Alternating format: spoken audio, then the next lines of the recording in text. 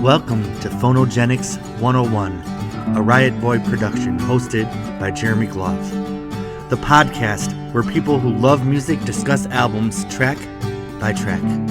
Please hit subscribe, and if you'd like to support this podcast, patreon.com/Jeremy Gloff or Venmo @Jeremy Gloff.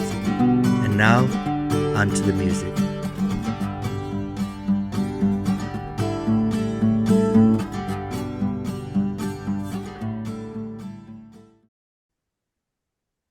Hello, everybody. Welcome to Phonogenics 101. My name is Jeremy Gloff. I'm your host coming from Tampa, Florida tonight. It's a monumental occasion with the Joni Mitchell family here because this will be the first time we are current with all the current Joni releases. So we'll be caught up. It's kind of bittersweet, but we'll be back, for 4 and 5 archives, maybe the new Joni Mitchell album that will be coming out in the future. But all the familiar faces that you know and love are here, but a couple of them have some shows coming up. So does anybody want to jump in and talk about a show that they have recently done or are about to do? Because there's a lot of exciting things going on in the world of Joni. Sue, go ahead. So on Saturday, November 10th, I'm playing with Lauren and the Good Souls in Rochester, New York at the Innovation Theater, 7:30. And on last Saturday, we played in Geneseo, the same concert, and it was really, really great. I mean, we have a 15-piece band with a horn section, and actually a couple people play other instruments like French horn and cello, and I mean it's just a phenomenal band. They're all real pros. So if you are in the Rochester area, please check out maybe Facebook or the web for Lauren and the Good Souls at the Innovation Stage up in Rochester, New York. Cool. And just a little personal note, I feel like I was there in the room with you, Sue, when the whole genesis of this thing started. So it's exciting to see it happening months later. I know, it was really great. All right, moving over to the other side of the country, Dave and Robin have something coming up, correct? You're on mute. Oh, it's actually, Sue, Friday is November 10th. Yeah. Friday, November 10th. Sorry about that. And is Jahida going to be on that one? Oh, yeah, I forgot to say. Jahida is coming into town. Wonderful. And Hajira, her camper? No, actually, she's flying in. But, okay. But she's going to play a song at that... she's going to be there too, so it's going to be really exciting. Actually, we're having a mini Joni Fest after that too. A bunch of people are coming up, so yeah, it's going to be fun. Lauren opened she has a beautiful house, and at every rehearsal that we had in her basement, after the rehearsal, she made the most amazing Italian food. It was just a feast. So she's a great hostess. Oz is like, she's got nothing on my pancakes. Yeah, right. All right, David and Robin, you have a show coming up, correct? Well, yes, we do. We have a couple of back-to-back shows this Sunday at a place called the Jazz Lounge in San Diego. And for anybody who's not familiar with what we do, we're coming to the end of our 17th year of performing Joni music as Mutts of the Planet. And that's the name we gave ourselves after the line from the Mingus album, Chair in the Sky.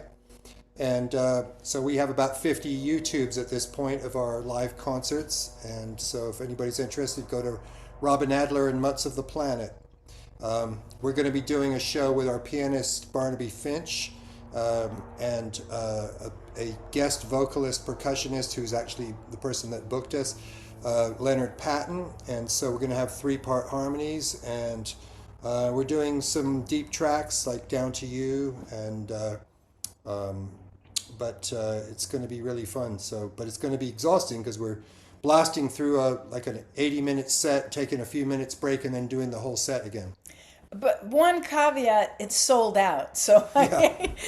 It sold out quite a while ago, actually. So the guy that booked us is eager to set us up for a couple of nights for next year because we're proving to be a money maker for him. I'll just add one other thing, not about that show, but we just got back from Arizona and we did 2 house concerts, one at Laurent and Dominique's place in Sedona, and one at Ryan and Mark's in Scottsdale. And it was really great. And they're going to try to get us in at the MIM, the MIM music. It's Musical Instrument Museum. yeah, it's like the largest musical instrument museum, Amazing. and they have a fantastic venue there. I have a contact there, Lowell, who books the MIM. He's also the Dakota, so a friend of Jonathan Brooks as well. So you can get to Lowell Pickett that way as well. Well, one of the volunteers at the MIM was at our show at Ryan and Mark's, and so he gave us the personal contact of the guy that books the theater, and so I've already sent him information. And Well, we'll see. but anyway, it's only a 7 hour drive, Congratulations. so that could lead to something. Well, the thing I love about this group is everyone's so talented and then such sweet people. So I'm so excited about all the things you all got going on and how we all kind of cross each other's paths around the country. And then any other announcements about shows or anything before I introduce a new member of our podcast? All right. Coming from Chicago, coming from the comments section off of YouTube, which has been a hit or miss proposition. I'll tell you that much. But it seems like we have a winner here. Patrick, would you like to introduce yourself to the Joni Mitchell listening audience? I'd be happy to. So, yes, Patrick from Chicagoland. I was kind of mentioning this before to everybody, so I'll keep it pretty short. But yeah, so I work a lot out of the city. I actually just saw last week, if you guys haven't heard of her, look her up. She's on YouTube. Andrea Bunch and Every Shiny Thing is her Joni tribute group. She does shows out of Chicago, and she's really great. So I definitely will plug her. But yeah, I am just really excited. I'll keep it sweet and short and just say that I'm excited to get into the track listing with you guys. I've been listening from afar, and it's a great group. So excited to be here. Thanks for having me. All right. So a lot of anticipation was around this third Archives box set. The first one was Joni's folky stuff. The second one was like 12 versions of I Have a King, or I Had a King. So we really get, looking at this track list, there was some stuff that really, really had me interested. There were 3 or 4 tracks I'd never heard of before. Different recordings of songs that are really near and dear. Like we're entering, I feel like the Motherlode era of Joni. We have For the Roses through Hissing a Summer Lawn. So that streak of albums from any artist is legendary. So we will do these here it is, Archives 3. I have the CD version, a beautiful booklet inside. There it is, the beautiful booklet. Great essay, great information. And I'm sorry, I'm gonna have to get my glasses. First of all, let me say that this era of Joni Mitchell is my favorite era of her hair. Like I just love the way she kind of got away from that, like the bangs and clouds look. And she kind of like, she looked very sophisticated on stage with Tom Scott and the LA Express. So this picture of her here with the big dress on, we have a chandelier. This is some sexy Joni right here. So There you go. you know, maybe I do like Joni a little more. So anyway, all right. So let's take this on. This is such a daunting task to take on such a huge box set, but we are going to do it in one night because I got to have those chicken wings. And Famous last words. famous last Right. words. But we are going to take it on section by section, just like we did the other times. And does anyone have anything they want to say before we move into the meat and potatoes? Sue. I just loved that essay by Cameron Crowe. Oh yeah. I mean, I laughed out loud in parts. Some of the stuff she was saying. Remember that one part where she said that she hated the word confessional? And Oh, I have to read this because it's just. Is that okay if I do that? sure. Yeah, go ahead. Please do. I'm going to say should turn in my card. I have not read the liner notes yet. The only part I did read was that one little bit when he was trying to discuss the piano suite and she shut him down. But Oh yeah. please. Yeah, that was another part I laughed at. But she says, it was a conscious decision not to bare my soul so much, not to be what they called confessional and all that crap. I Ah, never liked the phrase. It always felt like a prison cell with a fan moving slowly above you. Ouch. I laughed out loud. I was like, that's oh, Joni Mitchell right there. there she is, right? Oh, you know what we forgot to mention? It's freaking Joni Mitchell's birthday. She turned 80 today. Yeah, happy birthday, Joe. Happy the reason fucking why- birthday, Joni. Happy fucking birthday. That's the whole reason we're here, and I forgot to mention it. So I'm going to be performing tonight doing the happy birthday rap from the Mingus album. Play that weird minor chord. I'm just kidding. All right. So let's go. You know my favorite thing in the booklet, Sue? I think they were talking about Woman of Heart and Mind. Joni's like, oh, that's just another song I wrote. They're all just songs. I'm like, okay, Joni. Like only like the vision of my high school life, like just that song pouring through my head. I know. It's just another song. It's just another ditty, you know.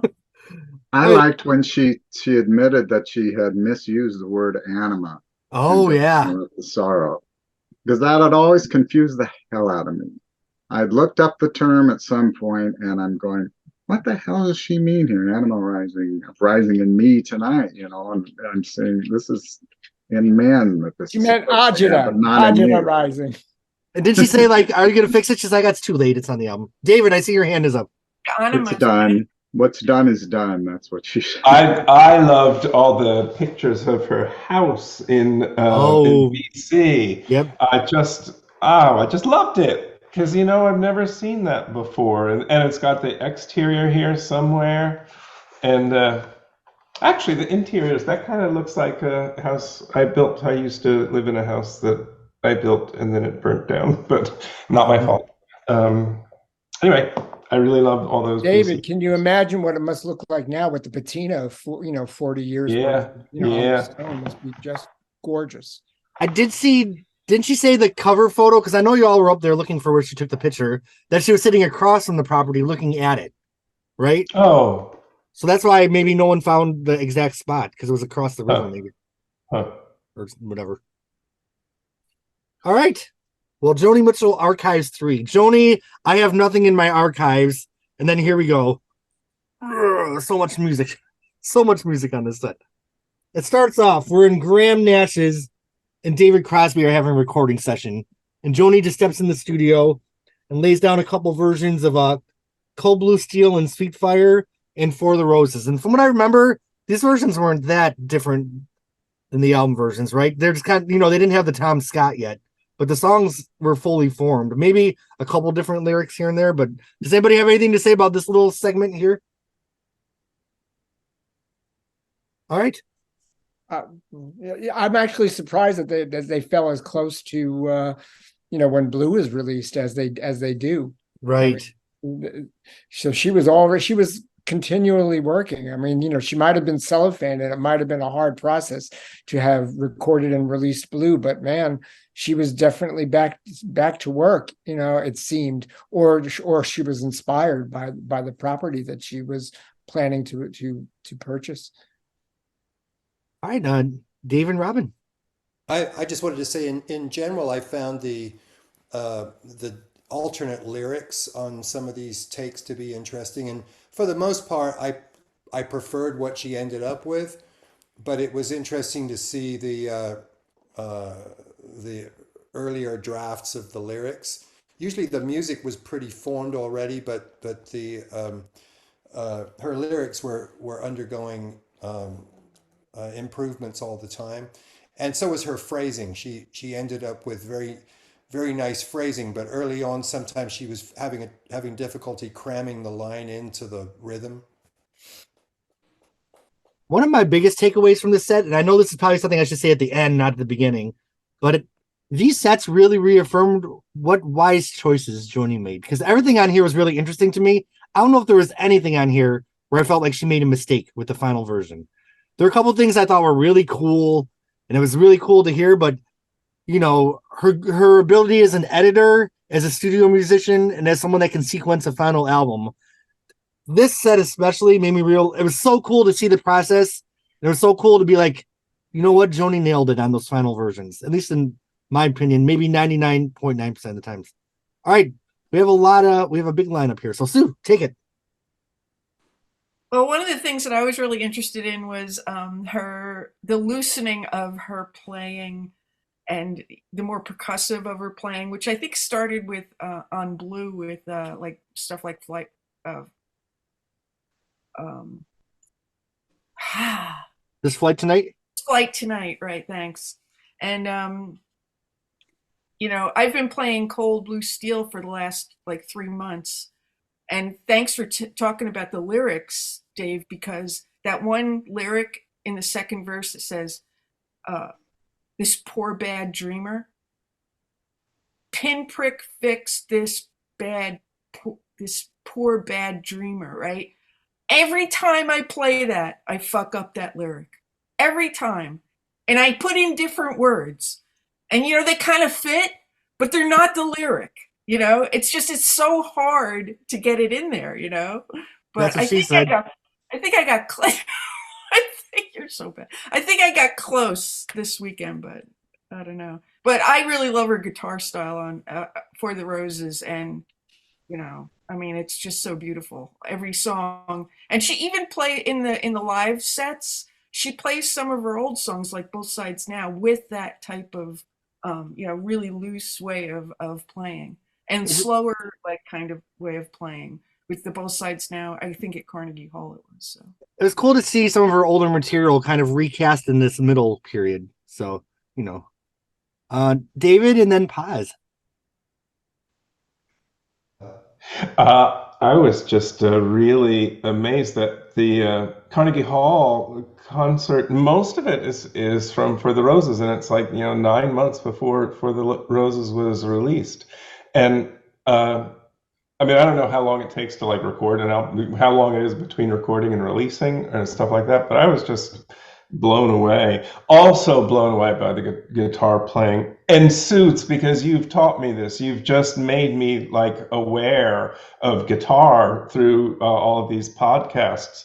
And the guitar playing on the first couple of songs on the Carnegie Hall concert just blew me away. I thought, is that one guitar?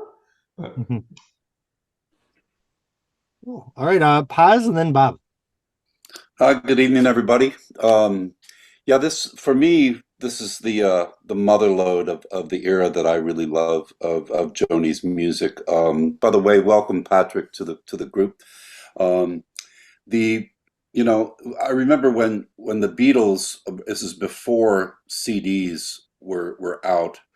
There was a guy that I met that worked at an audio shop, and he had a ton of cassettes from some outfit out of Germany called Swingin' Pig that had all these outtakes of Beatles songs long before the anthology came out. And so, I got my hands on these, and that was sort of, one of the beginnings of me geeking out on listening to a track before it actually becomes a song and gets released on an album. And I love the process of hearing what goes on early on in a track. And of course, when you work with musicians and are in the recording process, it's equally as gratifying to see like take one and when you finish the track and actually master it. So these songs, especially like this side was one of my favorites.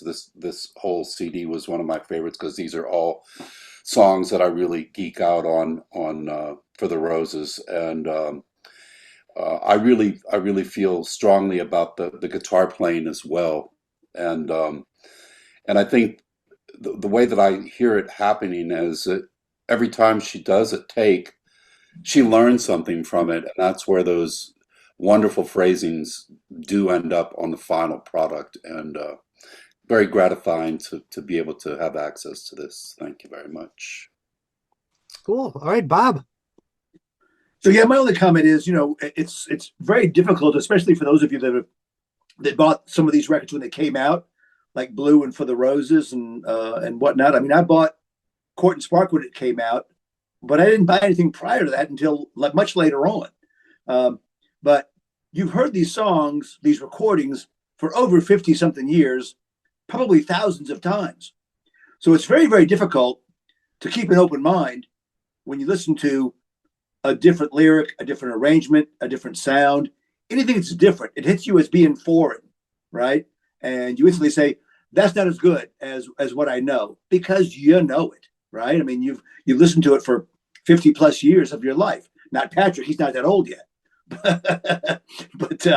But for a lot of us, these are just sketched on our skin like tattoos. So it's really foreign to hear anything that's different, and it's difficult. I've challenged myself on all these archives, but especially this one, to listen to these versions and think, okay, is that a good addition? And on this archives version, I think there were some things that work better than they did on the record. I'll get to that later. That's all.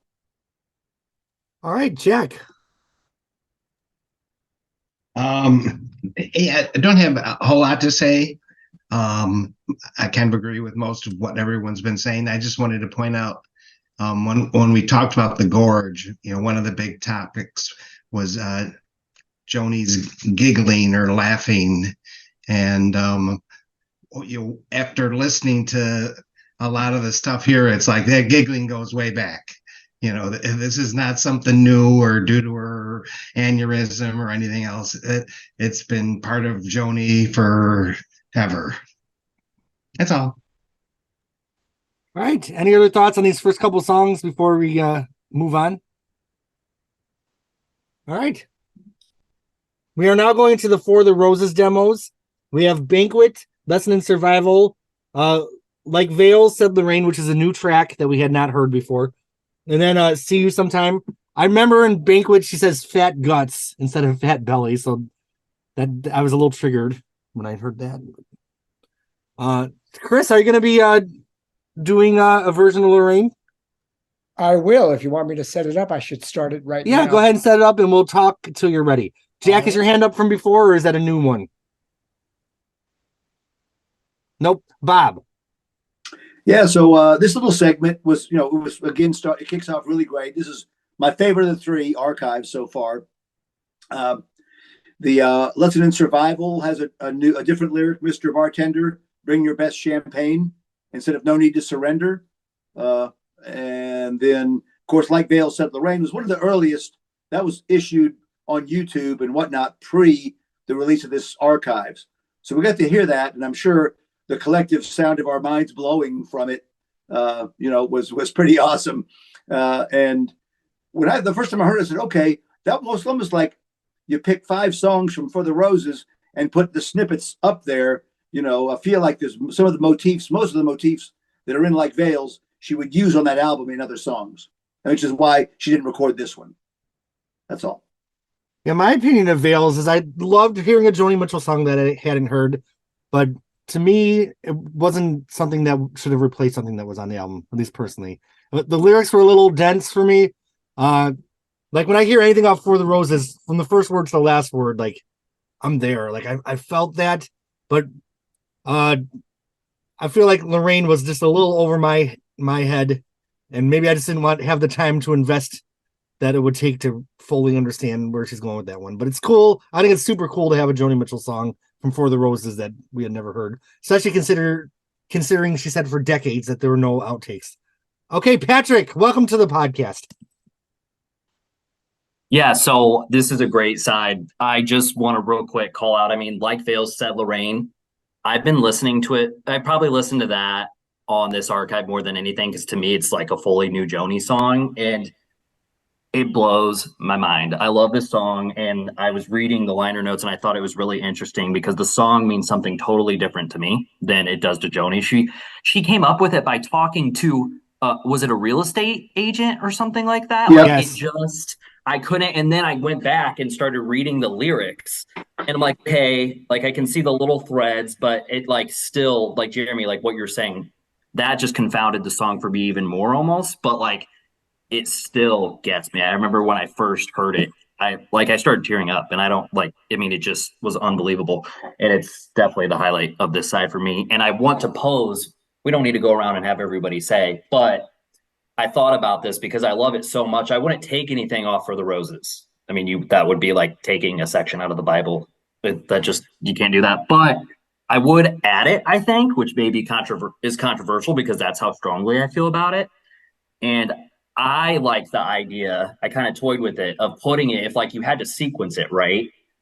I really like if you guys go back and listen between Electricity and You Turned Me On a Radio. I felt like it was a really good like in-betweener little piano tune that was just it fit in perfect for me. I could just picture it on the album. It fits so well.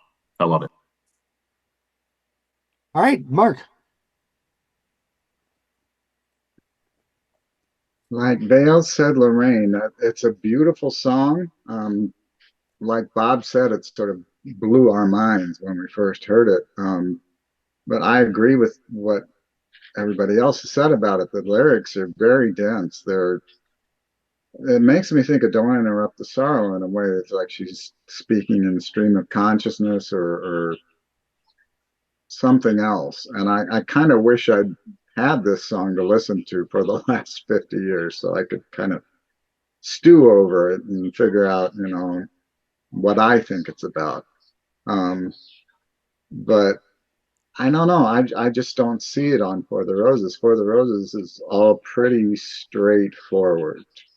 Um, there isn't a whole lot in there that I think is real.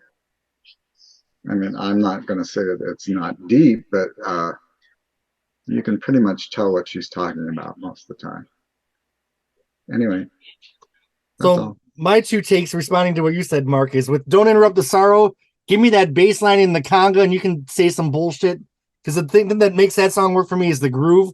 And Lorraine's dense without the groove. So there wasn't the entry point for me. And just in my opinion, Patrick, what makes For the Roses so successful is how it keeps moving. Just when there's a lot of piano, then it moves. Like Electricity might not be the deepest song in the world. But to me, it's kind of a palate cleanser that kind of keeps things moving and kind of makes it work as a full length for me.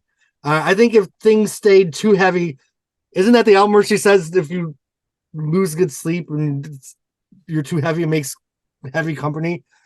I think Electricities and stuff like that's the stuff that stops the album from being too heavy company and just kind of keeps it moving. So I'm just throwing in my 2 cents because I'm the host and I'm allowed to. Okay, so we have Chris, Dave and Robin, Paz, and then welcome Ruben.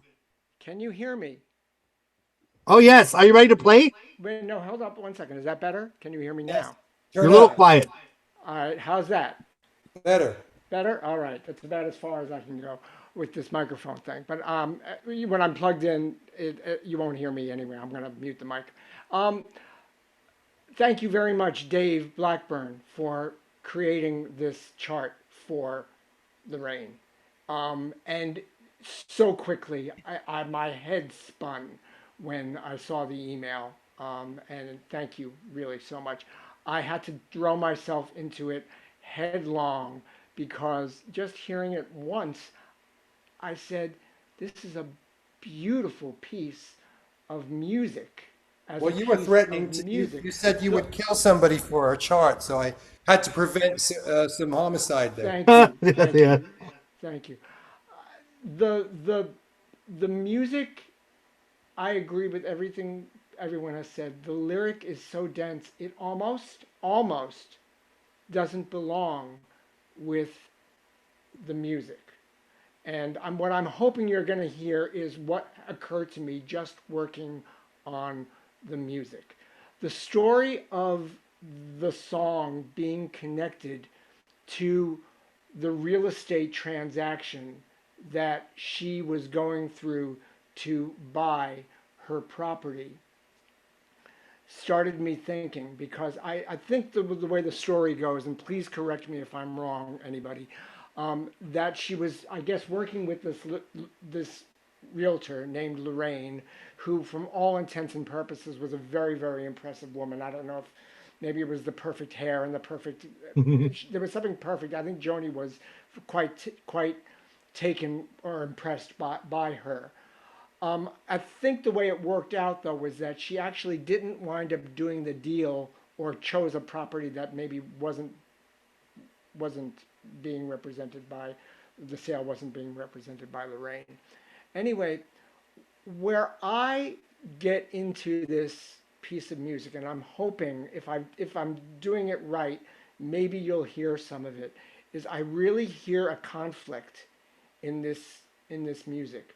I hear what sound to me like indigenous people rhythm and tonalities, and I actually then hear kind of something that comes in and sort of takes over and makes it hymnal, like Christian hymns. So for me, there's this little bit of a racial thing going on where indigenous is up against, I don't know, the white interlopers who are trying to buy and develop the property in the area. I'm telling you, this is all the stuff that was building in my head while I was working on this.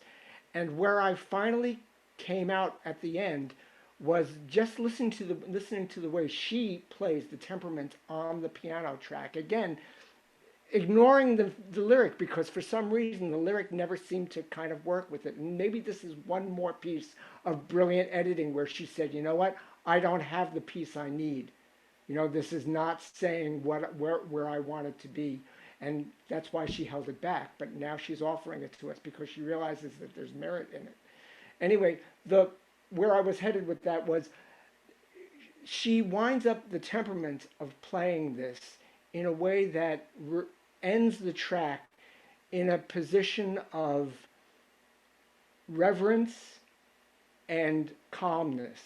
So it's almost like there's this negotiation back and forth and this conflict all the way through, like any real estate deal, I guess, you know. And then at the end, there's a resignation and a real dignity, I think, the way the song ends. And I'm hoping, you know, if I'm living this right, I'm hopefully going to get some of that in this, and hopefully I'll hit all the notes in the right places.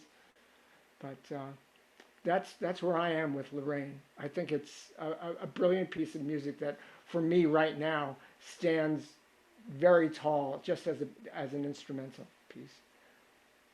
All right, well, let's finish the discussion of this section, and then we'll end the section with your performance, Chris. Great. Okay, we have pause and then Ruben. Yeah, so to what Patrick was talking about, it struck me a lot because, you know, this is the beauty of Joni Mitchell, is how the songs affect each of us in a way that is different than she intended, or that, you know, that any of us understand what she was trying to say. To me, it was never important what it meant to her. It was really more about how it affected me personally when I was listening. Lorraine, for me, the minute I heard it, I thought of our friend Kaki, because this was one thing that we really shared, that you know, For the Roses was definitely our favorite one. And actually, you know, we go back and forth between Hijira and For the Roses, but it was really no contest. For the Roses is it. I really wish there would have been more demos, and you know, there's so many versions of both sides now, and of the blues songs and all that. For me, you know, I would have loved to hear like a version of Judgment. Would have been great. Any of the other piano songs is what I really enjoy mostly about that album. So I just would like to say happy birthday, Joni, and cups up to Kaki. Thinking about you, baby. This you would have loved this being here with us. Cheers. Cheers. Okay, Ruben. Hi, everybody. Sorry I'm late. I'm watching this from Las Vegas, so it's early for me for a change. It won't be 2:00 when we finish. I love this song. When I first heard it, it was like lightning, and it felt like, you know, when you're a kid and you always hope you find a secret room in your house that nobody ever knew of. It was sort of like that. It was like it's from For the Roses, but not really part of For the Roses. And I think I kind of look at it as just a B-side, and but what a B-side. Usually B-sides are a little more throwaway than this, and this is pretty substantial. And I agree with what everybody else said. I won't rehash it, but it's nice to see all of your faces. All right, we got Dave and Rob, and then we'll have Chris perform. Uh, I'm looking forward to hearing Chris play this. I I think this tune is perhaps an unfinished song. It feels like it kind of runs out of gas before it.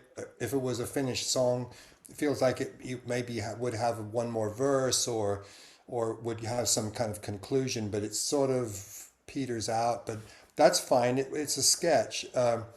I it stands in her canon as one of the few waltzes. You've got For Free, you've got Same Situation, and like Veils, and off the top of my head, that's all I can think of that are tunes in three.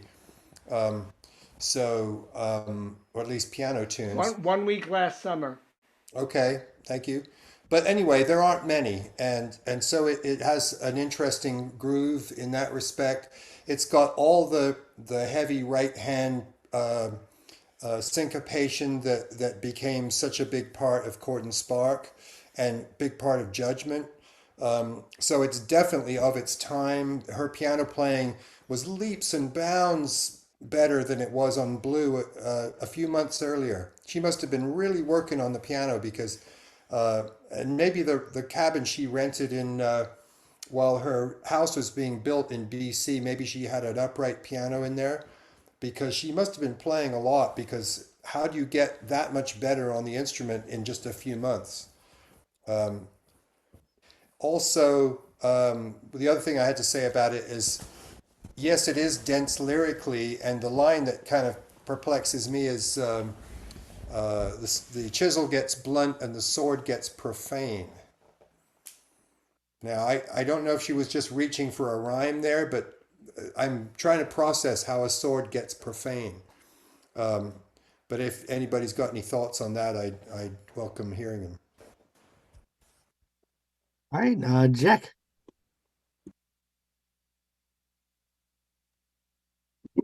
Yeah, this song felt very transitional to me. You know, where it almost felt like it sort of belonged on this album, and maybe pieces of it belonged on this album, but it didn't really fit on either album. It felt sort of like almost like a growing pain for Joni, that she was experimenting with different things that she would be able to use very fruitfully in the future, but to me it didn't all come together. It felt very transitional. All right, and now we are going to hear a live version of the song in question. As Chris, let me spotlight you, Chris. I'm going to pause for a second so we can do a little sound check. All right, take it away.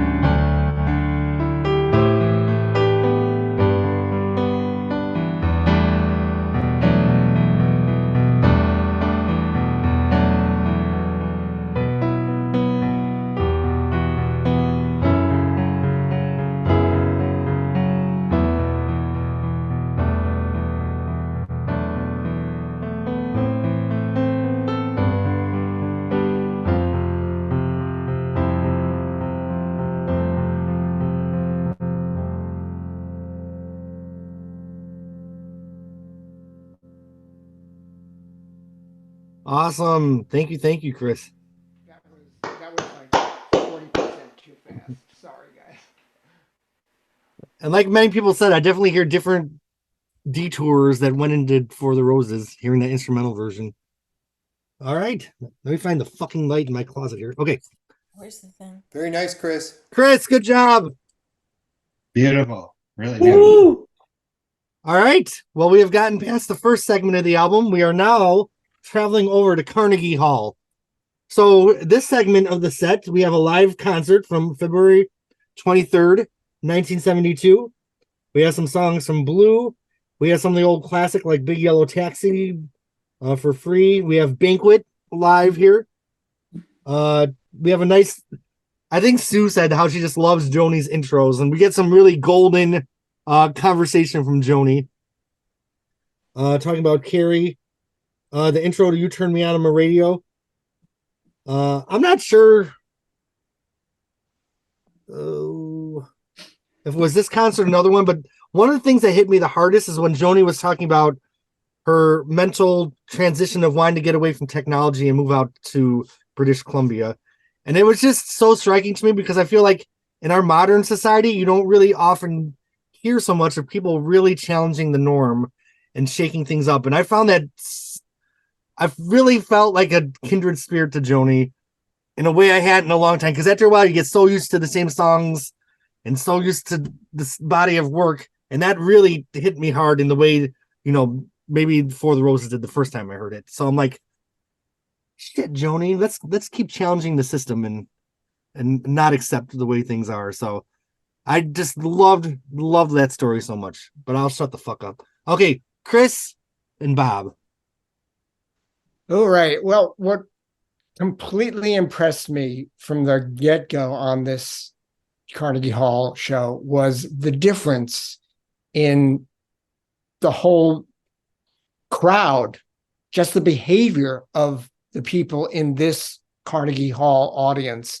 This was like, I don't know what happened, whether it was all of the anti-war protests or the changes for women's rights, that had happened in those 3 years in between 1968 and 1970. Where were we? 71 here?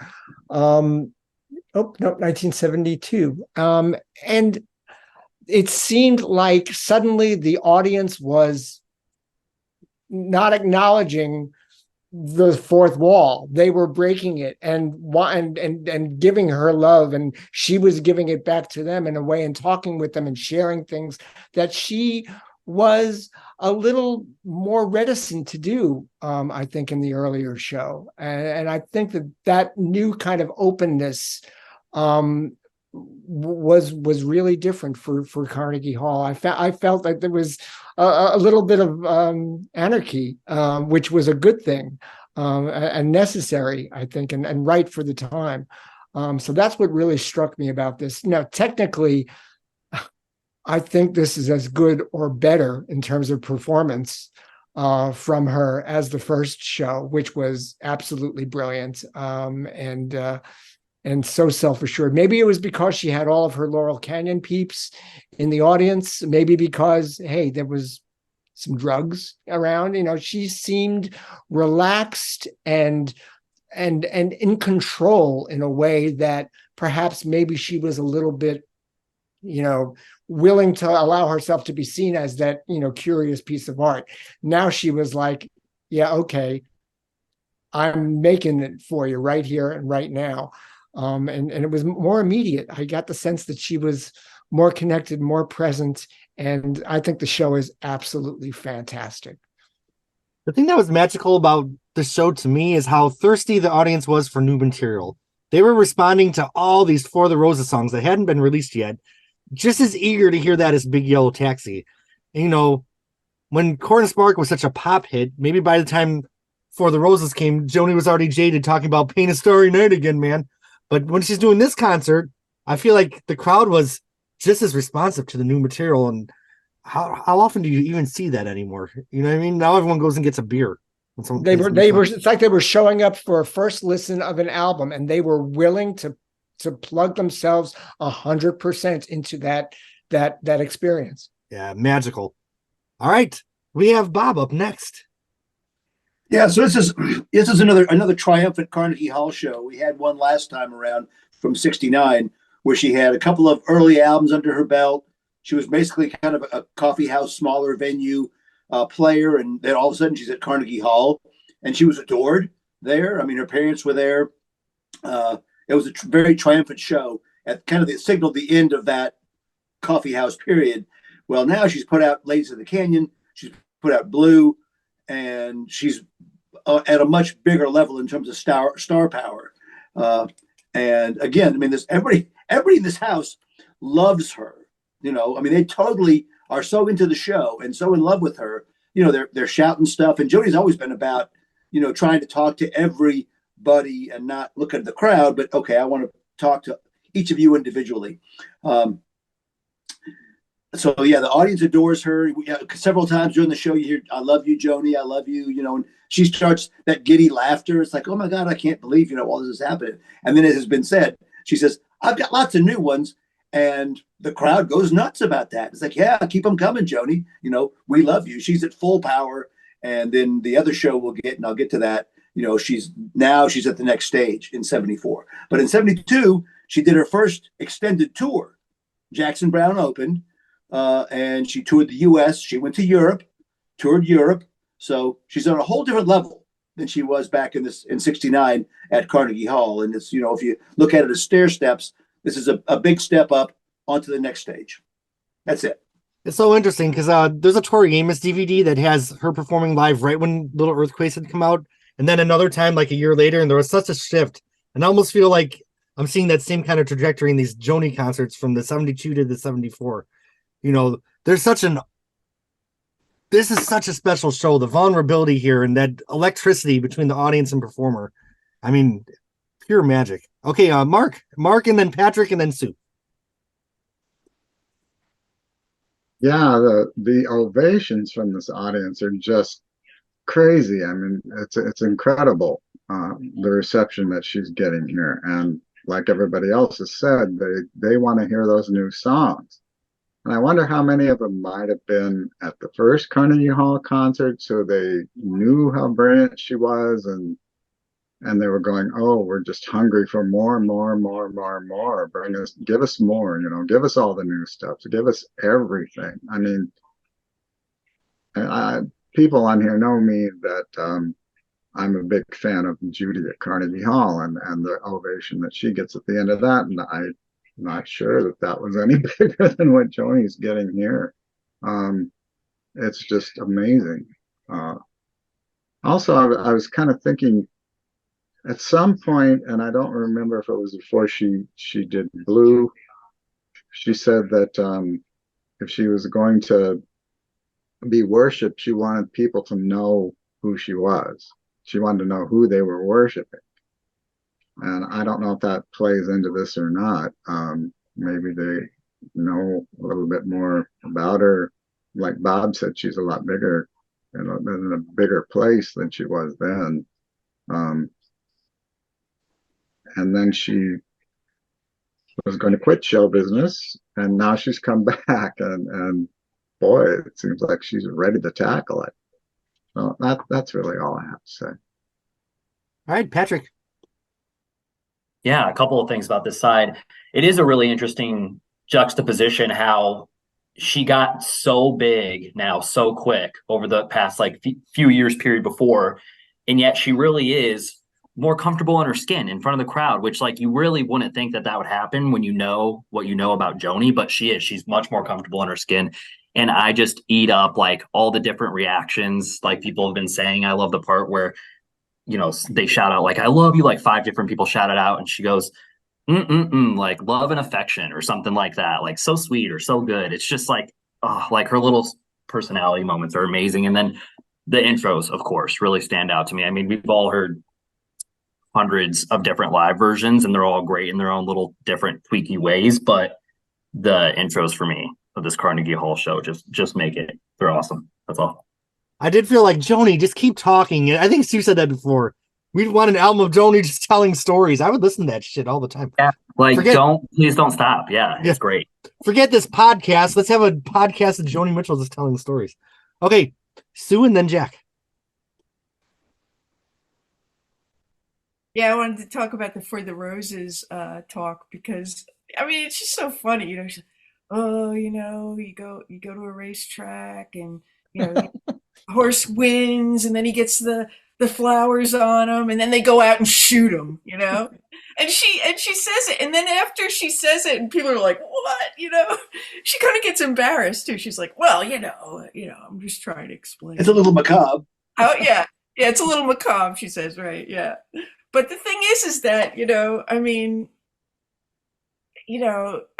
I really want to say about this concert, I mean, we were talking before about how she seems in control and, but when she did the earlier Carnegie Hall, she was in control there too. I mean, the songs that she was playing there were just, exquisite, I mean, I played Marcy last week and, I think she played Marcy there. I don't know. But those songs are like perfect, And these are perfect in a different way. I mean, they're looser, but there's a little bit more kind of a virtuosity in her trying to loosen up the songs and making the subject matters a little bit more intense, I guess, or just the way she has that laser beam into some of the topics, that are because For the Roses is basically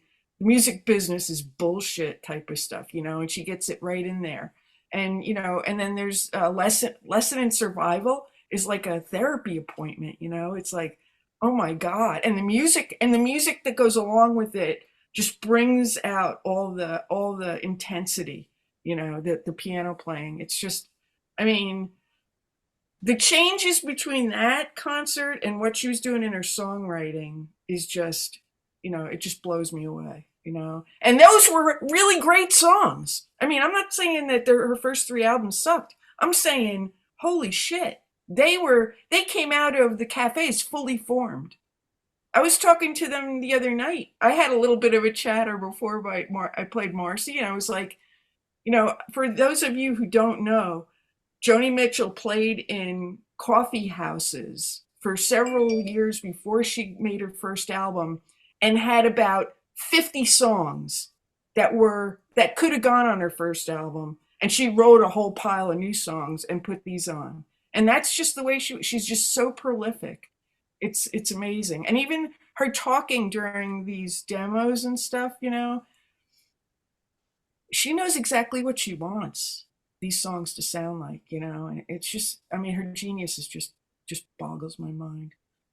So we'll get to it, but the vocal tracks where she's like mimicking the horns and everything, it's like crazy. Like, just to your point, like it's so fully formed and she's just like giving it to them and they're just like, and that's what she's doing. She's directing them. She's directing the band even before the song is written completely, she's got everything in her head and it's going out, I mean, yeah, it's crazy. The thing I liked is we hold these albums so close to our hearts, but to hear these live versions, and I didn't collect all these before and listen to them as bootlegs. It's just such a reminder of what great fucking songs these are, just to hear kind of a new life breathe into them with these live versions. Okay, we have Jack. Yeah, I guess I just want to comment on what a dumbass I am. Because I got into Joni, with Blue. And I was also a huge concert goer, and yet I never attended any of these early Joni concerts. Now, the first time I saw Joni was for Shadows and Light at Red Rock, so I kind of made up for it. But I can't imagine what I was thinking or not thinking to have not attended any of these tours. Now, granted, I was a fan of Joni's, starting with Blue, but Hajira kind of took it to a new plateau for me. So maybe that's why I finally broke down and went to see her live. But it kills me that I never attended any of these shows. And so I'm kind of grateful for this box set just to be able to live a lot of those moments that I foolishly missed. Jack, when he started off, I'm like, Jack, you're not a dumbass. And then when he said why, I'm like, oh yeah, you're a dumbass. Exactly. All right, Ruben, you're next. I just wanted to jump in. I love that we're talking about those tracks where she does the vocal to suggest the horn for the other musicians, and it reminded me there's a I think I understand on Clouds, where she did the same thing because she was trying to get her father to do a trumpet solo. I think. Does anybody else remember this, or am I totally okay? But for some reason it didn't work out, so she left the guide vocal on there, but none of us ever knew that until 50 years later. It's so cool. Anyway, thank you. All right, well, any other thoughts on Carnegie Hall before we move on to our next little chunk? All right, so we're getting into some good stuff here. We have the For the Roses, some early sessions here. So we have Joni and James Taylor fucking around with some Boney Maroney. Paz, are you the one that's a big James Taylor fan? Someone here's a big James Taylor fan. I totally love this segment. I mean, oh my God, his guitar playing with her just blows my mind. I mean, no, it's not perfect, but just the way that he understands what she's doing in comparison to, say, Crosby or Graham or any of the other musicians that were trying to keep up with the woman back in the day. I mean, I don't remember what the story is, but somebody said, hey, you need to play with some jazz cats, man, because, everybody else just can't keep up with all this stuff. But James, for me, really put some amazing stuff. What's the one that I really was blown away by? Electricity blew my mind when he played with her. Blonde in the Bleachers. It's crazy. Blonde in the Bleachers, the alternative guitar mix, just crushed me. That was just amazing. So yeah. So are you not a James fan, Jeremy?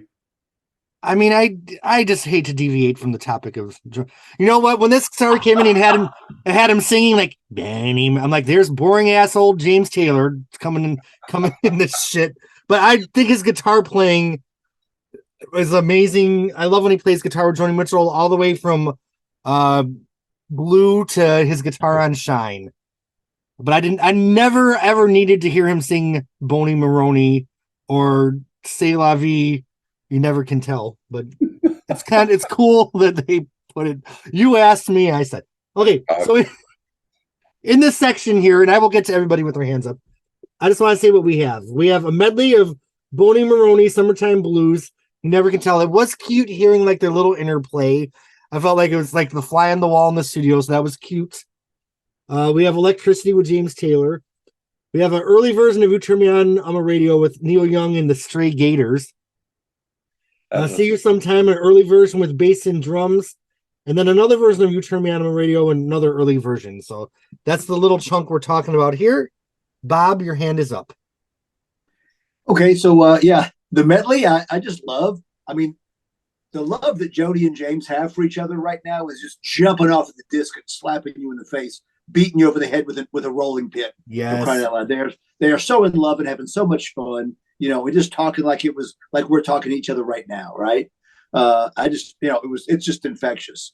And he jumps in, he helps out, he gets into the, what's that Chuck Berry song? Okay, he starts out, it was a teenage wedding and the old folks wished him well. So I love that piece. That's the kind of thing these archives just slay me with. The You Turn Me On a Radio, didn't like that at all. It's really has a plotty pace to it. Yeah. I don't like any of the You Turn Me On a Radio's demos on this collection. Yeah. All of them just kind of drag and plod, and the drums are just don't work. But what did work for me was the little bit of a hi-hat on See You Sometime. I thought it propelled the song with a real nice energy. If it's not there, which it wasn't on the final copy, it's fine. But I got no problem with it on this version. That's all for me. What's the different lyric that was in See You Sometime? Wasn't that the one? Or the bartender instead of pack your suspenders, right? That was on the first one. The first demos we heard had that lyric. By this one, she had the new lyric. Yeah, the new lyrics. Okay, David. Oh, you are muted, my friend. We'd love to hear what you have to say. How about that then? I actually try not to get like biographical, but I do. I thought that like Electricity and See You Sometime were about her breakup with James Taylor, and here she is singing them with him, and I found I got all mushy at the end of Electricity when she says to him that was kind of nice, wasn't it? And he says, and I really loved it, but they were like broken up, broken up then, weren't they? Seems a little blurry to me. What's going on here? Technicalities. Yeah. Love is love. He still loves her. Yeah. What about when he played TNT and she's sitting up in the balcony? Yeah. And he dedicates the song to Joan on the throne. But that was 30 years later. Well, and this is 3 weeks later, It's just time, Yeah. 30 years cannot 10 forgive years. the things, but Carly Simon's still holding the grudge 30 years later, so. And that's what the Patreon subscribers come for. No, I'm just kidding. Okay, Patrick, your hand is up, and then Chris. Oh, that's funny. So yeah, the big standouts for me on this side are just with James Taylor and Joni together. I mean, the energy between them two could shock you, pun intended.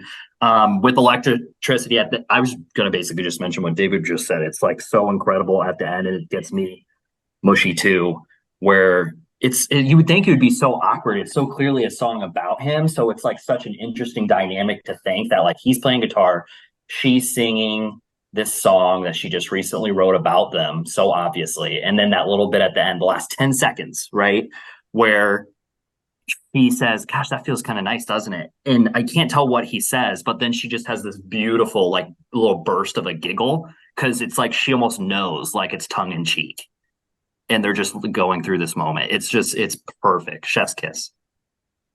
Oh, see, Romance Isn't Dead. It's on Archives Disc 2. All right, Chris. Hi. Yeah, I think that I just want to underscore everything what people have kind of said already, which is that this experiencing this relationship between two really great artists who have an incredible amount of respect and true appreciation for each other's process as well as their output. I mean, there is an incredible amount of synergy working between the two of them that goes on today. You can still see it. It's so very genuine. It and has its distance, and she has this ability to have those kind of relationships with other artists, and this is one where I think we generationally have been sort of watching, as it's happened, and she's taken us, and they've both taken us along for it, and I'm happy that they're still friends and they're still close, and I hope he's with her tonight. Happy birthday. Anyway, I also wanted to say that I agree completely about the See You Sometime demo version that's got those rhythmic changes that sort of make it a little bit more episodic. I think it really kind of gives it a very, very different edge, and in some way makes it a little bit less personal but more theatrical, which is kind of, I think, where she was beginning to head anyway, songwriting wise. But this, it was a pretty strong arrangement. I'm surprised they dialed it back and went for, straight on, composed through piano kind of feeling. But there it is. And just for historical, I can't think of the word. Shit, I'm tired. For historical reasons, let's remember that Joni was only 2 years away from writing The Hissing of Summer Lawn songs, and James Taylor was 2 years away from Mockingbird. So let's move on to the mock. Yeah. Yeah. Okay. Does anyone else? Not fair, Jeremy. Not fair.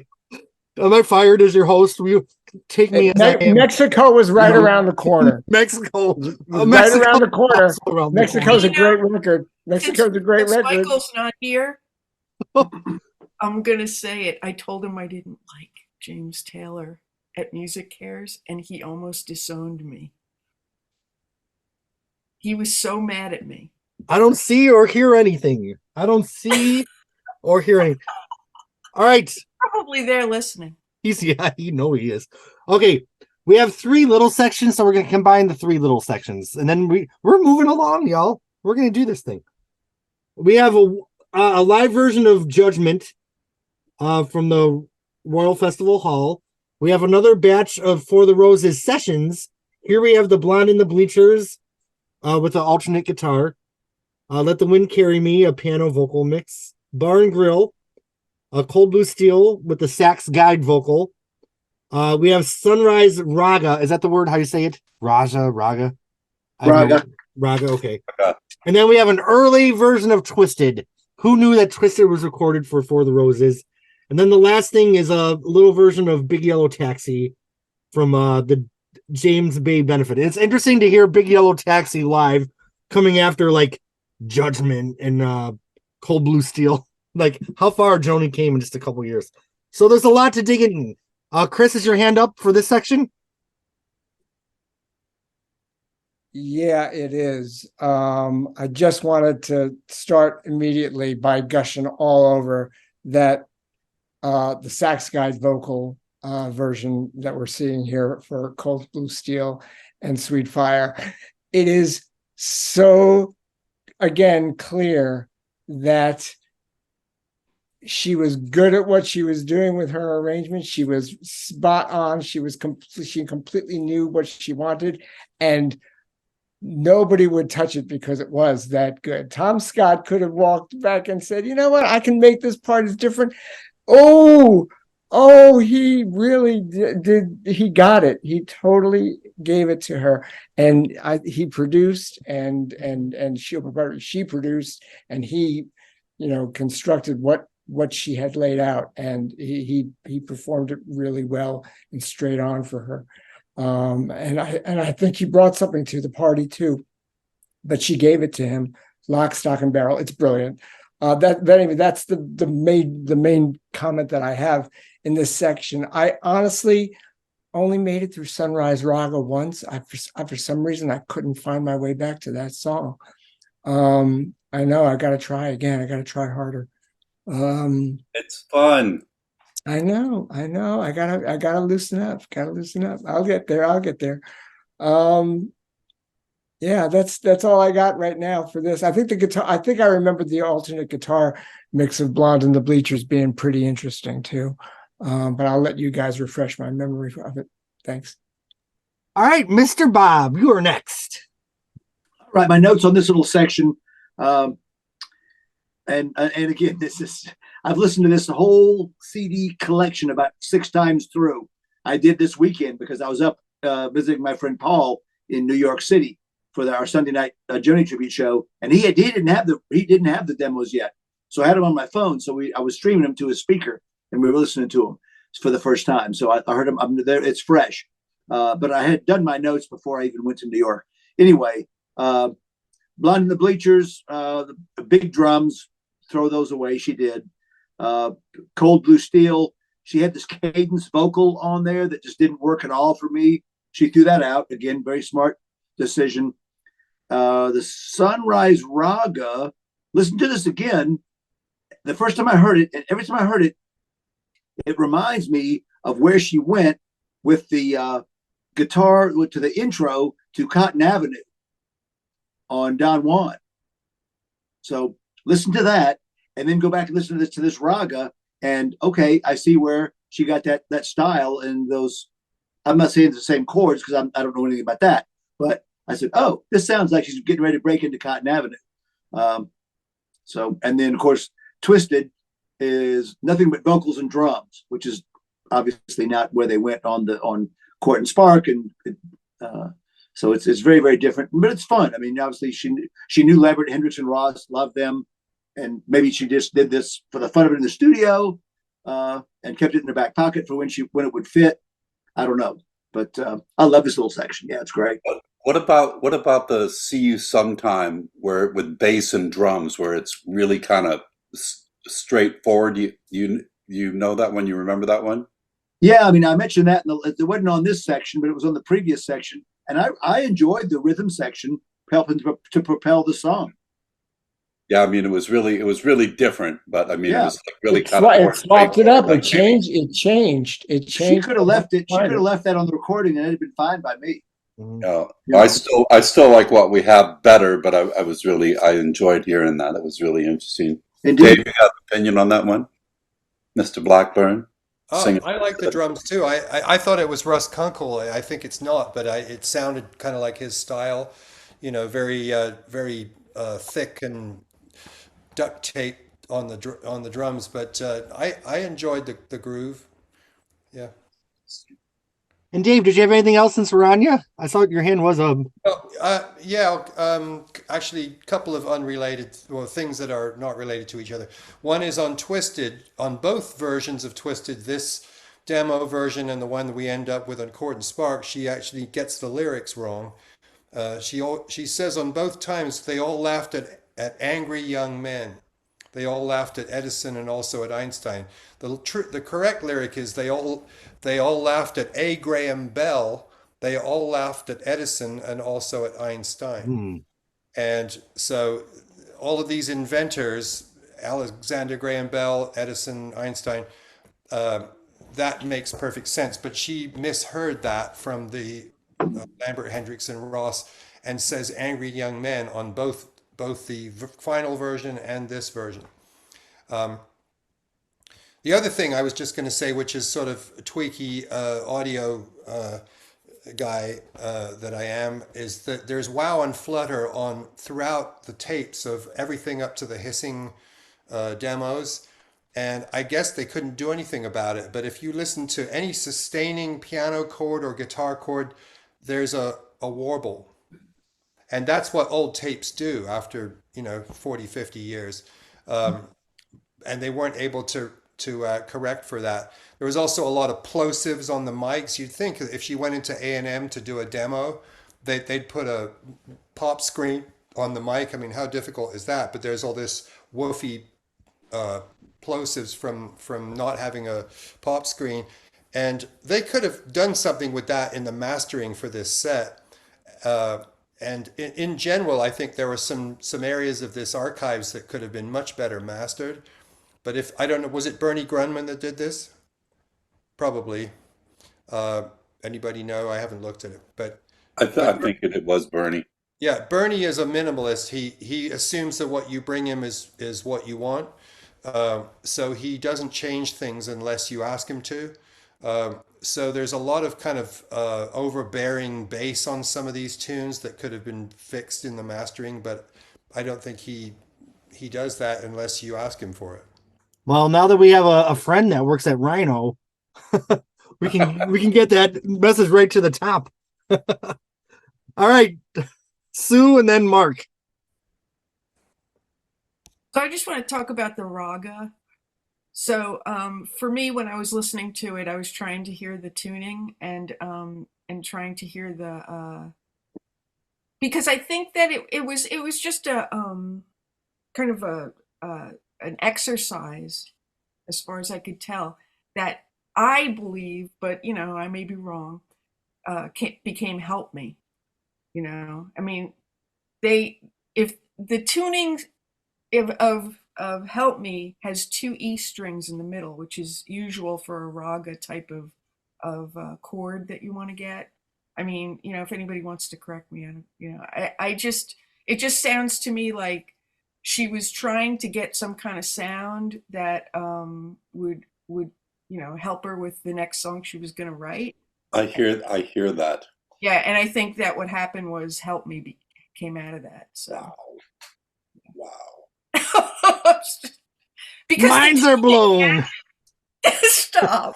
Boom. Now I definitely have to find this song. Hey, I told Wendy you were the center of the guitar tuning universe, and yeah, she looked at me like I was crazy because I know Joel. It's just some lady. You know. I'm Wendy. So, you know. Paz, did you hear what Wendy was saying when you were off the screen earlier? Wendy? All Did she right. stop Oh, in? what I said. No, I said that you were mad at me because I said I didn't like James Taylor at the hotel room. Okay, moving on. Oh, God. Oh, That's no, it, you Sue. reminded him. Good night, Sue. Oh, see, I told you. That's what he did to me. I'm going to go get the heroin out of the closet. Well, at least you're finally out of the closet. Oh, I love this part. Sorry. I mean, I can't help it. You know, I have opinions too. Being a woman. Okay, I'm just not going to say anything in my mind right now, and I'm going to call on Mark because your hand is up. Mark, what would you like to share? Well, I just wanted to say that Sunrise Raga to me doesn't sound like anything else that she's ever done, and I was kind of surprised to hear it. I didn't know she'd ever dabbled in Indian music, but I really like it. I really, really do like it a lot. It's a really interesting sound for her, I think. Anyway, that's all. Okay, Patrick.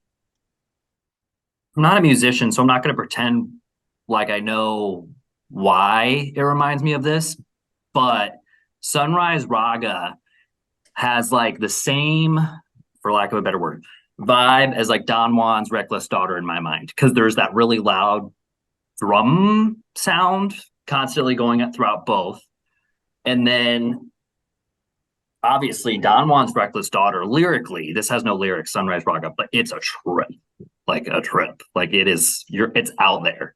And so it does give me that same feeling, like you're on a trip, that Don Juan's Reckless Daughter gives me. And I love both of them so much. So again, I don't know exactly why I feel that way, but it reminds me a ton of Don Juan's Reckless Daughter. Awesome. All right. Any other thoughts on the chunk? Look at my glasses are coming down. We're going to be looking at, oh, look at the picture of Joni. Happy birthday, Joni. She's joined our podcast. Welcome, Joni. Welcome, Joni. I love the Newport Live album. Okay. Joni, if you're looking right now, this is my favorite picture on the. Oh, boy. Oh, you because it's a work of art, you perverts. Look at it. Yeah, well, I tell that to my 17-year-old self. Do you want $5.99 plastered across your ass, Joan? I love that. Okay. There's more, right? There's more. I think it's a lovely composition. It's a great photo. It really is a great photo. It's better. Would never have made the cover back then, but it's a lovely take. What I want to know is how's Joni going to yell at those hippies for being naked in her front yard when she's off tramping around the rocks, posing her ass all over the United States? Okay. Things are about to get a story about that. Oh, go ahead, Mark. When I first started collecting Joni Mitchell's records, that was the last one that I bought. And this was up till The Hissing of Summer Lawns. And I was living in an apartment when I was in college at the time with 5 other people. And we had the entire first floor of the house in the basement. And one of our friends was over there, and I brought this record home and I opened it up and we looked inside of it, and I had no idea that picture was inside of it. And one of my friends, who's kind of a wag, says, "She's got a fat ass." And my friend Tappy grabs it away from her and from Billy, and she says, "She doesn't have a fat ass. She's got a fine ass." Anyway, well, I guess I was the only one that thought that was funny. Not at all. I laugh more, but then again. Instead of for the roses, it's for the tushy. All right. Moving on. Things are about to get serious because we are moving to the Court and Spark demos. In this little section, we have the piano suite, which has Down to You, Court and Spark, Carnahill, then back to Down to You. People's Parties, Help Me, Just Like This Train, Raised on Robbery, and Trouble Child. And we will discuss this section, and then Sue is going to... Now, Sue, will you be doing the demo version? Are you going to give us the Boogie Woogie Man? Or are we... No, I'm just gonna play it. We're just going to play it? Okay. Okay, Bob, start us off on this Court and Spark demos. Well, I mean, I would think all of us maybe agree that this piano suite is the star of the show of these archives. It was out on YouTube before the CDs came out, and it's really, really pretty amazing the way that Joni she didn't just write all these songs, but then with this suite, with this medley, she shows you how they all kind of merge together. I've heard this song many, many times, even by itself. I'll listen to it because it's just so brilliant. Down to You, my second favorite Joni song after Hijira. This medley is just so mind blowing. Of course, we've talked about the Help Me. The lyric changes. Boogie Woogie Man instead of she says Cold Cold Ash. The Raised on Robbery. I don't like any of these Raised on Robberies. It's like a bar band plotting versions of Raised on Robbery. Troubled Child. The tempo's very much picked up. It's like the Wild Things Run Fast band got there 5 years early. Yeah. So that's all I have on this little chunk. Okay, Chris, your hand is up. Yeah. Yeah, the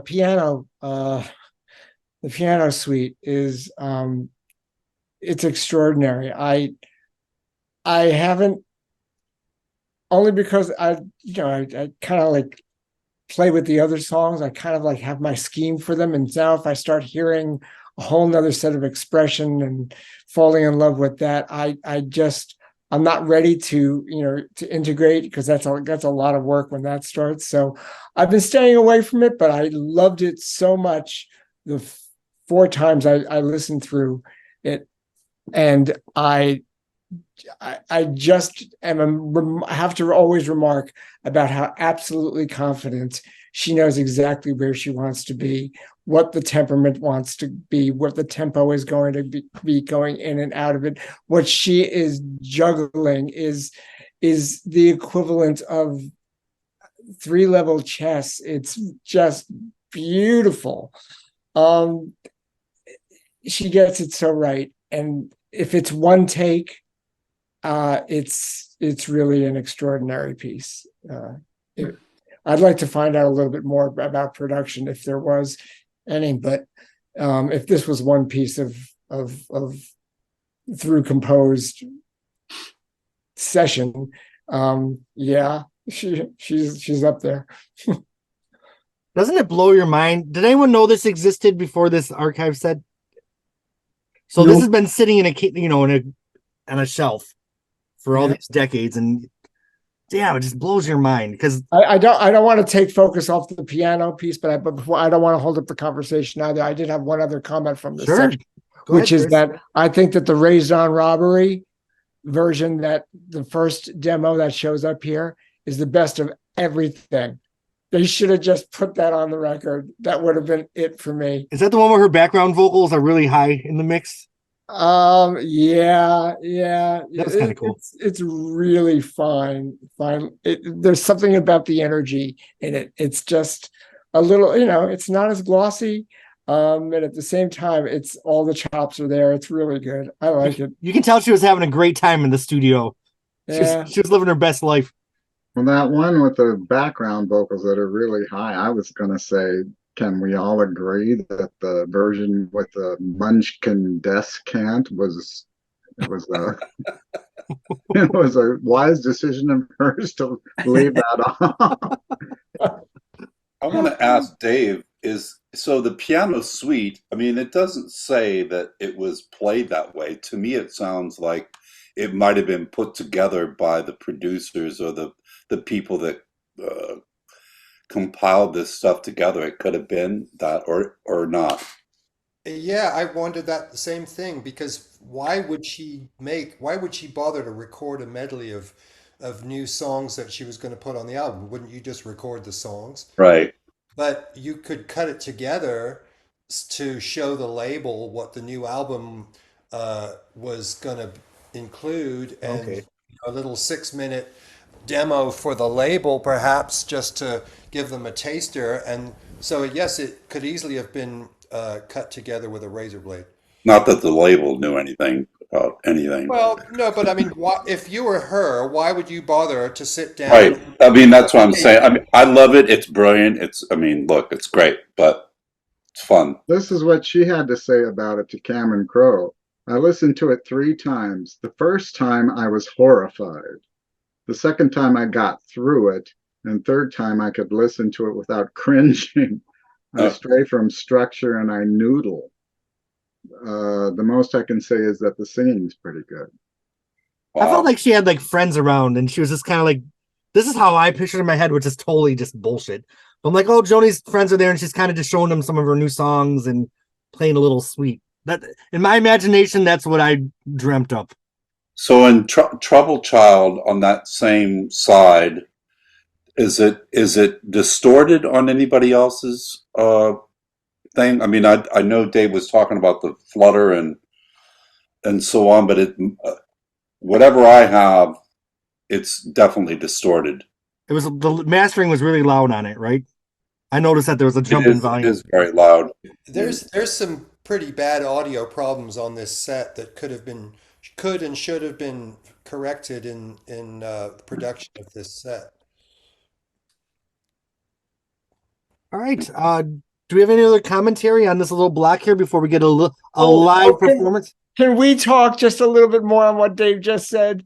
Just a moment, because I just want to know why there's the need to sort of clean it up. Can it just be what it was? I actually am enjoying the bits of wow and flutter. I don't know. It's it goes all AI to get it too clean again. Oh boy, there's that word. Well, to each his own, Chris. If you're gonna make people pay $55 for a box set, and you're gonna do this beautiful artwork, then to my mind, you make the audio, present the audio in its maybe best. it's a balance, Dave. I guess it's just a balance. I don't mind it. I don't mind it when it shows up. The distortion is a little bit hard. I always thought I heard it on the studio Court and Spark, and I'm still thinking I'm having and sometimes it's intentional. Sometimes it's intentional. I guess. Maybe that one, it doesn't sound that way, but my point is, especially like on the suite, which, like I said, I love, and I don't know why I'm trying to tear it apart. I'm really not. I'm really just saying that, to me, this is other people producing something. It sounds to me, and I've worked on a lot of records, and I know when an artist makes a mistake and it's a perfect take, and you can just take that Pro Tools tool and correct that little mistake. Why not? Maybe that 90 version they were selling on the website, the $90 one, was the one with the better mastering. All right, Patrick and then David. So I don't know if anyone caught this in fine print of the liner notes, but it does say some of these recordings were produced informally and on non-studio grade equipment. There are some occasional inherent audio anomalies, but we feel the historical significance, the music, and the performances far outweigh any of those audio imperfections, which is interesting to me. Like, are they saying, like, because again, I don't know about stuff like this, but disclaimer, that's great though. But I mean, and I never saw that. So does that mean though that so it is intentional, right? That's what somebody's making a creative judgment, and they're saying, we know you might not like it. We know you might think it's dirty. We know that it is less than perfect, and because this is our explanation for why it is. Mm-hmm. I mean, and that's good disclosure. I mean, that makes good sense. The comparison I see is the Hendrix recordings that Hendrix recorded with a mic sitting in front of her they were amazing. I mean, I've done so many live recordings with holding up a fucking thing, and trying to be still and not move to capture, fill in the blank of whoever, and it's so stupid when you think about it. But man, that recording to me, and I've been looking for that. That was the holy grail for me. I was looking for those recordings. I still think that there's some other Hendrix recordings out there from the hotel room, if I'm not mistaken. Bob Mueller, Wow. one of the other experts can. Yeah, I've got them. I'm not sharing with you, Michael, though. It's going to be big. Well, what a bitch. You've been playing at home naked by yourself. Yeah. All right. You got Mueller. All right. We have David and then Ruben.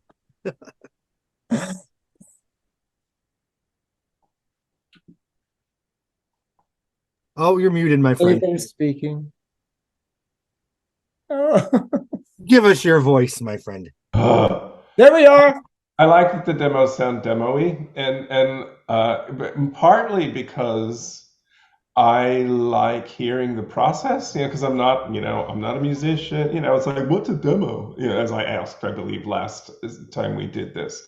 And so I really like hearing, the difference between this is my sketch, this is the demo thing, and before it's all tidied up and ready for, selling. So anyway, that's just my bit. I like the I won't even call it imperfection. You got to write a lyric. Patina, babe, patina. It's character. It's character. We call it character in New Orleans. Weighing the beauty and the imperfection. Say it's not just character, it's process.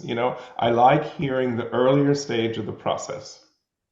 And it was cool how a lot of these, the more stripped down versions, it shows the foundation that the songs are built on, and it was awesome. Okay, Ruben. I love all the demos. I like the demos and the early takes even better than the live stuff personally, but the piano suite I just thought was breathtaking. There wasn't anything new about it. It was just so cool to hear an alternate version of those songs stuck together like that. I just thought it was so neat, and I really loved the alternate versions of You Turn Me On, I'm a Radio. That's never been one of my favorite Joni songs, and I like all of the alternates better than the one on For the Roses that are on this set. I thought that was really neat, and I keep going back. This has been my favorite of the archives so far. I've listened to it more than I have the other two, and I keep remembering that interview that Joni did years ago where she was saying and I'm really paraphrasing here, she would never release a box set of this kind of stuff because there wasn't much, because she didn't have time to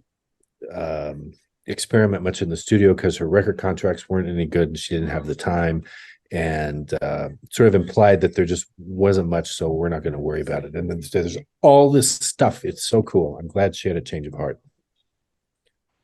Joni Mitchell sometimes lies. Okay. Someone had their hand up, but there seemed to be okay. Sue, and then you're going to be playing for us. So I really, really, really, really liked the version of Car on a Hill because I could hear the piano more. Because you can't really hear the piano too well on the recorded version, and I don't know. There's something about that song that I love so much. It's just so. It's so smooth, I don't know. But that's all I really wanted to say, was that hearing the piano on that really made the song a little richer for me. So I also enjoyed. Oh, go ahead. Go ahead, Dave. It's hard as shit to play live. Oh, I bet. With all the choral parts and the dissonant woodwind parts in the middle and stuff. I can imagine. Gosh. I thought it was cool to hear that middle section broken down a little bit too, away from the sound production. All right, Stu, do you want to play us Help Me, since we are in that zone? So here's the part where I try to fix my setup. So hold on a second. Okay, we'll pause it for a second. You may have seen her last week in Geneseo. Is that where? Geneseo, New York. Geneseo, New York. You may see her next week in Rochester, New York. But you can also see her right now on Phonogenics 101. Our Lady of the Canyon of the podcast herself, Sue Tierney with Help Me. Thank you. And I just want to say that I want to talk about the tuning since we were talking about the raga before. It's C, G, E, E, B, E. There's 3 E's. All right, here goes.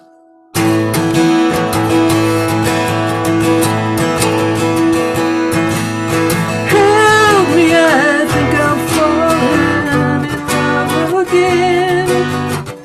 When I get that crazy feeling, I know I'm in trouble again. I'm in trouble, 'cause you're a rambler and a gambler and a sweet-talking ladies' man. And you love your loving, but not like you love your freedom.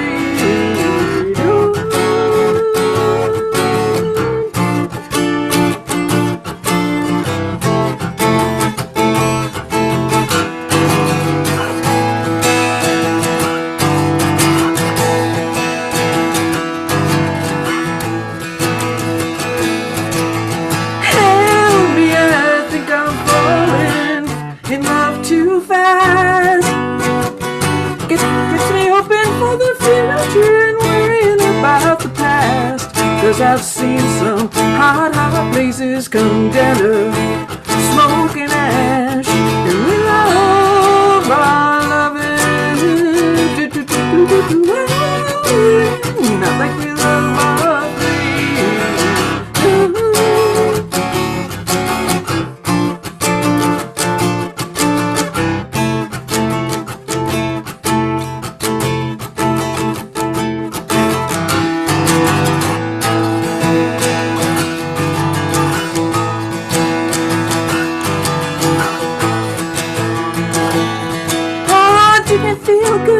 sitting there talking, lying and our talk, we didn't feel good.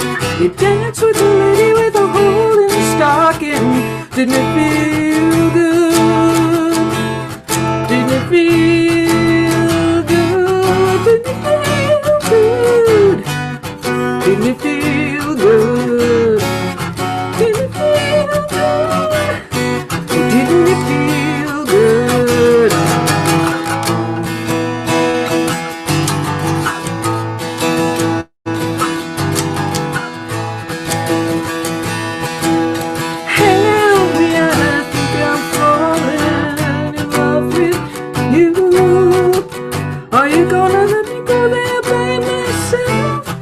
Such a lonely thing to do. Both of us flirting around, flirting and flirting, hurting too.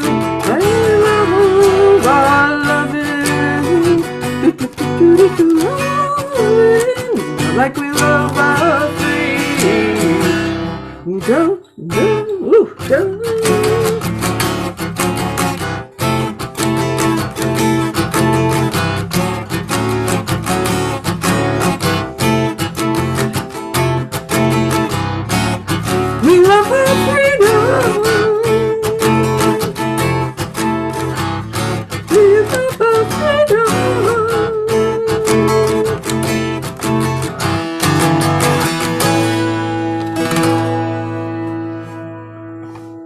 Dude, you had me boogie wooging just like that demo. That was so great. Thank you. I love that So song. many of us were singing our asses off behind you. Oh, I wanted to get up and dance. You did. I was gonna say you couldn't hear me, but I was doing a bang up job on the background vocals. Oh, excellent. Yeah, forget those blonde girls. What's the name of the girls? Randy Carlisle's. Well, anyway. Oh yeah, Lucius. I wanted to wreck my Lucius. stockings in a buggy jive. We like Lucius. Right, I'm gonna turn my stuff off. Sue, that was awesome, and I love that you did a little bit of the clarinet line. Yeah. Much like the Joni demos that we're talking about in this box set. All right, that was fire. Well, we are moving. Any thoughts on this section before we move on? We have a few different we're gonna finish out the Court and Spark sessions. We have Raised on Robbery, another early session. We already know Bob doesn't like him. Raised on Robbery with Neil Young and the Santa Monica Flyers. Neil Young's back again with a different band, trying to do a Joni song. And then we have more Court and Spark sessions, People's Parties, Troubled Child, Car on a Hill, Down to You, same situation. And then Bondaria, is that how you say it? Bondaria, well, whatever. Bob, take it away.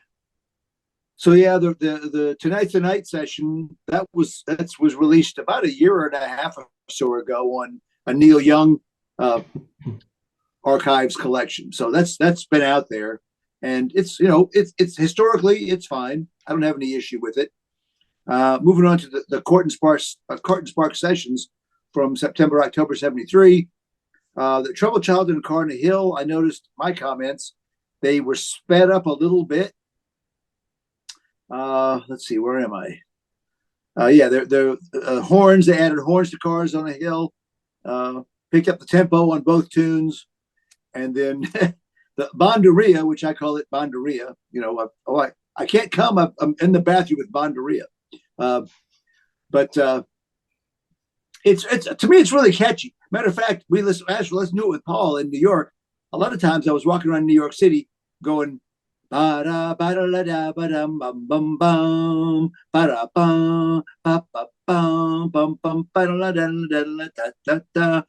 comment about that is, I mean, I love that it's here. Of course, it's great. No lyrics really, but so many of these early demos and things she did that never released, you hear snippets like Vale Said Lorraine.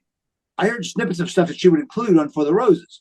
So of course, no point in including Like Vale Said Lorraine, because all those snippets of that song are already on the record. But that chord progression and stuff she does on Bondaria, I don't ever hear that anywhere in her work.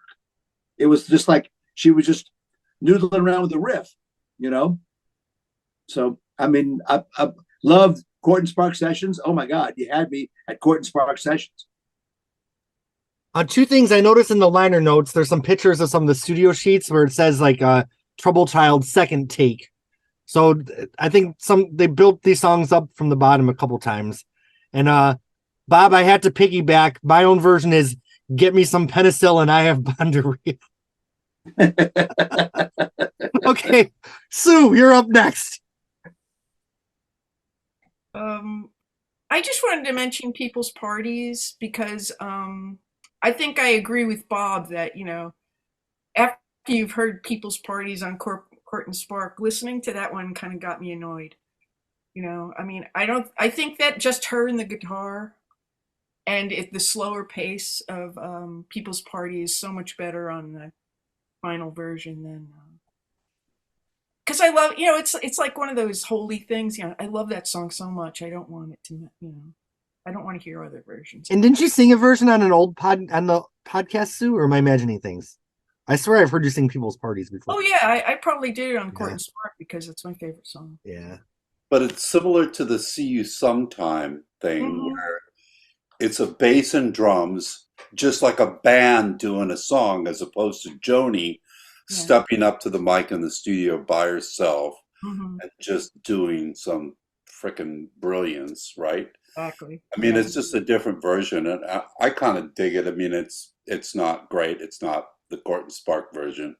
It's not so many versions that we've heard over the years together with a bunch of people together playing Joni's music, right? I mean, it's fun. Yeah. Fun song. I get it. What's funny about, I have to admit too, that I've only listened to this box set once because I was so afraid to listen to it before the concert. Because I was like, I'm going to just like dive into this thing and I'm not going to practice. Or I'm just going to get confused with some of the alternate versions or something. I just didn't want to mess with my head because I was pretty focused on that. So I think if I listen to all this stuff, a couple more times, maybe it'll grow on me. So, but I just wanted to mention that because Bob had brought up that whole idea. Everybody should listen to all 5 CDs tomorrow and then relive everything that everybody said today. Yeah, right. We can do the demos of the Phonogenics 101 version. Well, I'll be hosting the Christine McVie 1984 solo album podcast tomorrow night, but y'all let me know how that. Mark, save this podcast. What do you have to say? I don't know how I'm going to save it. But, you always save the podcast. I was just going to say that Banderia sounds like more raga music to me. And maybe I'm wrong about that. I may be speaking out of ignorance, but I really like that too. I mean, I never knew that she dabbled in that kind of thing, and I thought it was pretty cool. That's all. So not only did Joni do Graceland years before Graceland, but she also did Bollywood. All right. Any other thoughts before we move on to our next little chunk? We are now on tour with Tom Scott in the LA Express. I kind of look at this next section as kind of like the alternate Miles of Isles. Did some of the songs that she did on Miles of Isles, did they kind of do them different in some of these versions? I wonder if as the tour went along, if they kind of tweaked the arrangements a little bit. Yeah, no, I think she did.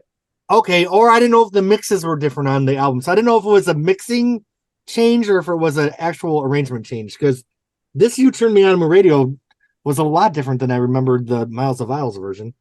It opens with This Flight Tonight. Yeah, we have lots of stuff. So Chris, why don't you take us into this segment here? Wow. Okay. The maybe for me, even beyond the piano suite, the standout track from this entire set of 5 discs for me is her live version of The Same Situation from this concert.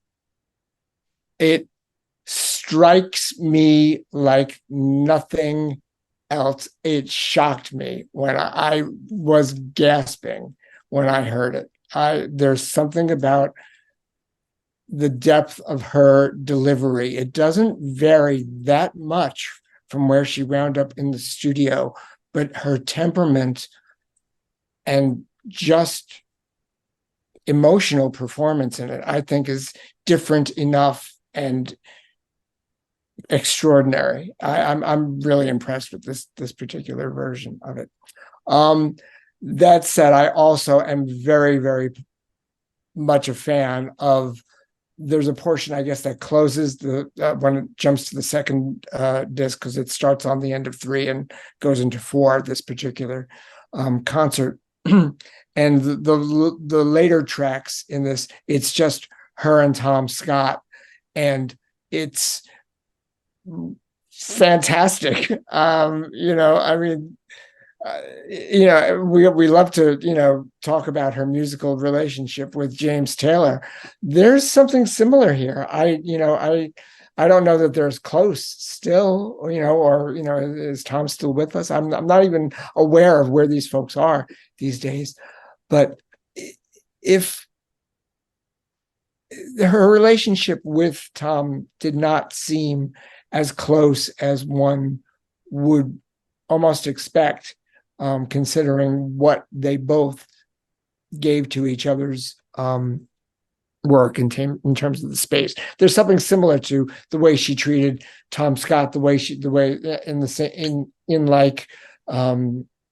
like James Taylor and John Guerin as well. So for them not to be romantically linked, there was a great bond anyway. I mean, we're kind of led to that belief sometimes, and it's really nice to see their professional relationship. But I'd like to hear more about it. It's really strong stuff live. They had a synergy. Couple things I noticed is, number one, how strong her vocals were in this whole concert, just off the charts. Number two, it was cool to hear a lot of the Court and Sparks songs live, because on Miles of Isles, I think we only got People's Parties, so we got to hear the versions they did in the tours. And I feel, this is from my memory, I feel like Miles of Isles was kind of a patchwork of different performances through the tour. And it's cool to have one sole concert all the way through here. I'm wondering if this recording was earlier in the tour or later. I feel like my instinct is telling me it was a little bit earlier, because it seems like some of the versions on Miles of Isles were a little more sophisticated. I think the venues were bigger Okay. on Miles and Miles than this one. Okay, so we're going to start off with Patrick. Yeah, so the only thing that I was going to add about, this live at the Dorothy Chandler Pavilion section here, I think they're all good versions of the songs, but the one that sticks out to me, and this may ruffle some feathers, but I've always thought that the Rainy Night House version, it's very similar to Miles of Isles in terms of, the execution, but I like it better than the Ladies of the Canyon version. I mean, it just blows my mind each time. I love the Rainy Night House, Miles of Isles, and then here at the Dorothy Chandler Pavilion, she just knocks it out of the park. It's amazing. And I feel like someone was freaking out about it. Maybe it was even Kevin, maybe, in the message board. So that's definitely a fan favorite. And I agree, Patrick. I thought she was just really going for those notes in this live version here, and it's awesome. Okay, and the music yeah. and her vocal are just, in my opinion, they're just infinitely better. I love it so much. Yeah, And the Mutts of the Planet do a good job of that song too. Thank you, Sue. Shout out to the Mutts. Okay, we have Bob, then Paz, and then Dave. Yeah, so I mean, the Rainy Night House, which I know is Chris's favorite on this tour, he said jokingly. So a couple of rappers have actually taken the bass riff off of these recordings and rapped around it. I mean, because it really lends itself to that. So, Jeremy, to get back to your question, this tour started January 18th in St. Louis. The show we're hearing here is from March the 3rd, about maybe 2/3 of the way through the tour. The tour ended on April the 8th in Miami. And she played, if you look at the chronology, which is a pretty amazing resource, she played damn near every single day somewhere, all through the United States. And then she went to play in London. At the end of the tour, she played at some shows in New Victoria Theatre. But yeah, I had this show, as a bootleg. Matter of fact, the bootleg I actually had the Tom Scott and the LA Express set that they played before the show. So that's interesting. It was kind of their stuff, which was jazz, light, fluff. But it was nice to hear in context. I like the opening of This Flight Tonight, which ironically is the same thing she opened the Carnegie Hall 72 show with on this set. But this is with band. And so she changes the song around. And again, I love this. Whoever curated this box set. Now we see in 74, 2 years after Carnegie Hall in 72, we see Joni. If you remember 74, she's on the cover of Newsweek. She's on the cover of Time. She's a worldwide superstar at this point. She's at the height of her powers. And as she's a band leader, Carnegie Hall, she was solo, guitar, piano, dulcimer. This show, she's a band leader. And, it's very significant, the progression she made in 2 damn years to go from there to here. I loved, her voice is incredible. If when you listen to this thing, just listen to her voice. It's outstanding. She's in total control. Audience loves her. And I probably got about maybe 10 bootlegs from this tour, including this one, but I didn't have the People's Party's story that she tells, which is really a long, long story. And she even, at the end of the story, she says, okay, I'm not sure how that leads into the song, but here we go. She just wanted to tell it. So yeah, great set, great show. And it's really good that they included it here. Of course, like I said before, engineered by Henry Louis. The audio to me, Dave, is nice. I'm not an audiophile, so to me it sounds great. Certainly better than the audience recording that I had all these years. Oh yeah, that's it. The audio quality is great from from about the 4th and 5th disc in this archive. It's interesting because this set here is decades before there was something before things were branded and branding. Everything was a little bit more organic back then. But it's interesting long before Taylor had her Eras tour, Joni definitely had her era here, because this tour, her look and sound just had such a sophistication that sounded and looked so different than from when she stood on the stage just a couple years earlier. I love the pictures of, her outfits on this tour. The things she wore on stage I just think she just looked so beautiful. I love this era of Joni. Paz and then Mark. Wow. For me, I love the sessions, and I love the live stuff as well. And kudos to everything. No need to repeat everything that everybody said. Favorites definitely are Same Situation. Oh my goodness, that's one of my favorite songs to play. And I'm not a piano player. I do play piano, but I'm not a piano player. And I do love to play this song. Um, you know, Listening to all these songs for all this time, seeing her live so many times. My favorite memory is from the '83 tour when Freda, my wife, bought us tickets. She was going to LSU, and Joni sang, I think it was Court and Spark. It might have been Help Me. It was something from Court and Spark that she started and totally fucked up. Which, how many of us, Sue, Brian, Dave, any of you people that have performed Joni's music on stage, do you fuck it up when you're trying to pay homage to somebody so amazing? And my thing with all of her live recordings is I've heard her fuck up so many times, but it's always so beautiful.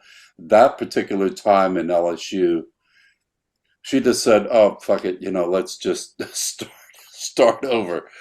And of course, that was the first time I heard "Song for Sharon" as kind of like a rock tune, because she had that. I can't call his name from Wild Things Run Fast, but somebody help me. Mike Landau. Mike Landau. Holy shit. I love that guy's playing, and I heard him at the Seal at the House of Blues as well. But wow, that night, it just kind of was like so prolific because, like I said before, I geek out on hearing people's songs develop from the studio, from sitting in my parlor, pitching a song, to getting it on tape, to a month later on tape. This is why all these songs for me, all these tracks on this particular one are so important to me, because this is my era. This is where I really picked up Joni.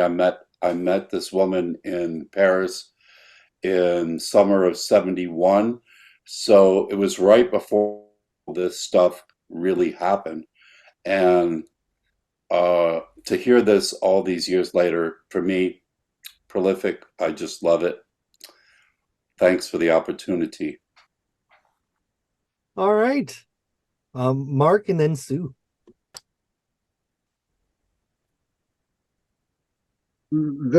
Somebody mentioned the intro to People's Parties. Was that the one where she was going into the whole bit about the Native Americans and selling their property, and they refused to do it? I don't know. It was a long rambling thing. But one thing, and then I don't know. I've only listened to the whole thing 2 times, so I'm not really sure here. But her intro to For the Roses, is that the one where she talks about moving up to the house in British Columbia and living like, I don't know, a saint or something, an ascetic, and just really, I almost punishing herself. But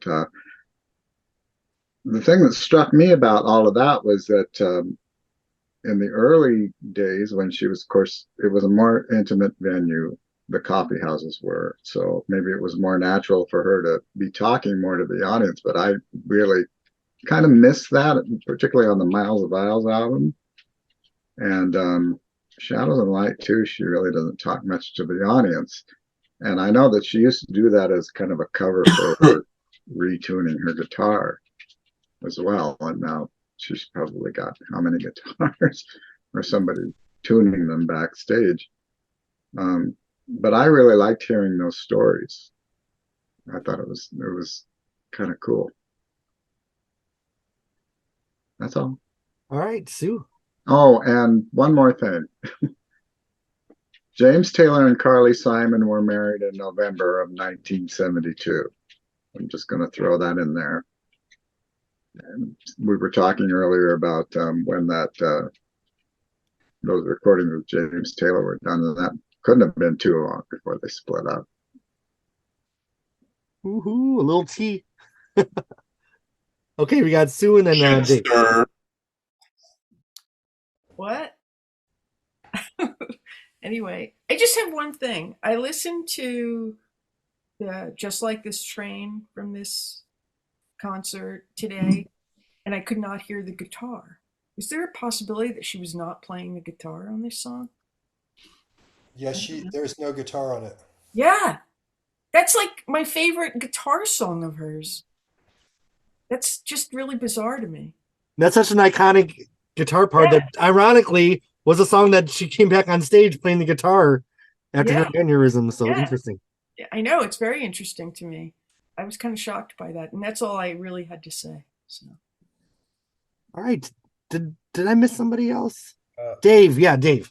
Oh, this is just a bit of tuning trivia, but when Joni was a solo performer, she only had to tune her guitar to itself. It didn't have to conform with anybody else. But by the time she was working with keyboards and LA Express, her tunings had to be in tune with concert pitch, and there wasn't a good way to do that. I mean, the electronic tuners didn't show up till I think 77. Michael could probably answer that. But that's about when I remember the first strobe tuners appearing. So there were pitch pipes and tuning forks up to that point, but what a pain in the ass to, she had to be in tune with the band all of a sudden, which definitely required a roadie, carefully doing it backstage. I've completely figured tuners anybody could afford. Yeah, the tuners were like rack mount things. Strobe lights, yeah. 77 with a strobe, and it probably cost thousands of dollars. Wow. Well, I have found that out by working with a band for the last 3 months, that my beloved band leader once said to me, "Sue, could you please tune your guitar? I don't mean to be an asshole, but I really need you to tune your guitar." But it's like, oh, okay. At least it wasn't tune it or die. Yeah. That was the whole metal thing back in the day. But I mean, it's just it's hard to play for a couple hours. And so I'm so happy for you to be able to play with an ensemble like that. Oh God, it's so wonderful. So I've just been inspired. I've had 12 emails in the past few weeks. Do another fest. And so Labor Day 2024, we're going to do it here in New Orleans. Southern Decadence. We have Brian Thomas here. Come on. And you know what? I'm downloading Grindr on my phone already, Paz. I'm getting... You had that when the day it came out. Sue, come a week before, because we're going to have for the first time a band as a backup band. Yeah, I mean, this is what I've found with tributes, right? There's either just kind of an open mic effect where one person will come up or two people will come up song by song. But the whole idea, and of course Dave, is the exemplar here, is the band playing the whole thing And with guest artists too, the way Lauren's doing it is really the better deal. Well, people don't. I mean, if you were to come up and you're a solo artist and you don't want the fucking band, Yeah. you play solo, or you could Right. say you and you and you, and so at least for the week before, we'll have rehearsals. We'll do it like you guys did it. I don't think we can do 3 weeks because Well, yeah. fighting people from around the But world. we only rehearsed on Saturday or Sundays, and then she took some days off. So that's why it took. Congratulations! Hey, the performance tonight was so great. It's so evident Yep. you've been playing. Oh, I've been People, and I've been a strong Sue fan for so long. Obviously, the only reason I can play most of the shit that I can play is because of you. Thank you very much. Oz, you're in my phone. You're in my calendar for 2024. Stu, All do right. you want to share a room again? Yes, sure, why not? Oh, I love it. Bob, what's your hand up? Just a quick question. I mean, in '74 on this tour, she played Barton Hall in Ithaca. Sue, were you there? No, I didn't get to Ithaca until '86. Oh, Okay, all right. Yeah. Yeah, but I saw her at the Coliseum down in New York. All right.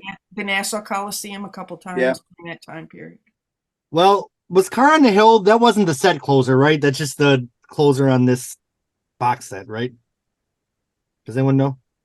We have a couple more little live tidbits before we get into our last section. We have a Jericho, a real live version, unlike the studio version that's on the live album.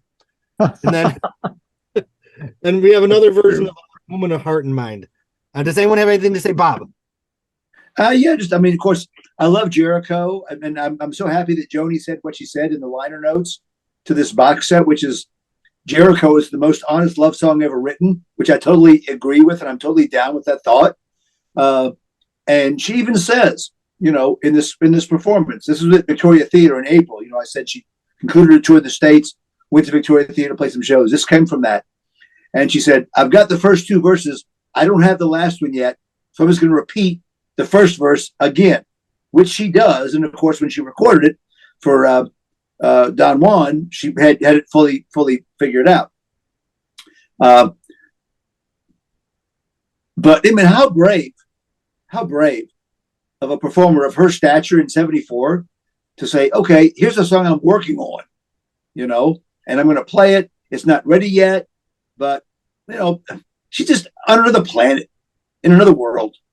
And she always continued to do that through the 90s, right? Didn't she road test some stuff that wasn't quite done? And She that's did that in the cafe days. She right. did one tape where she says, I wrote this last night.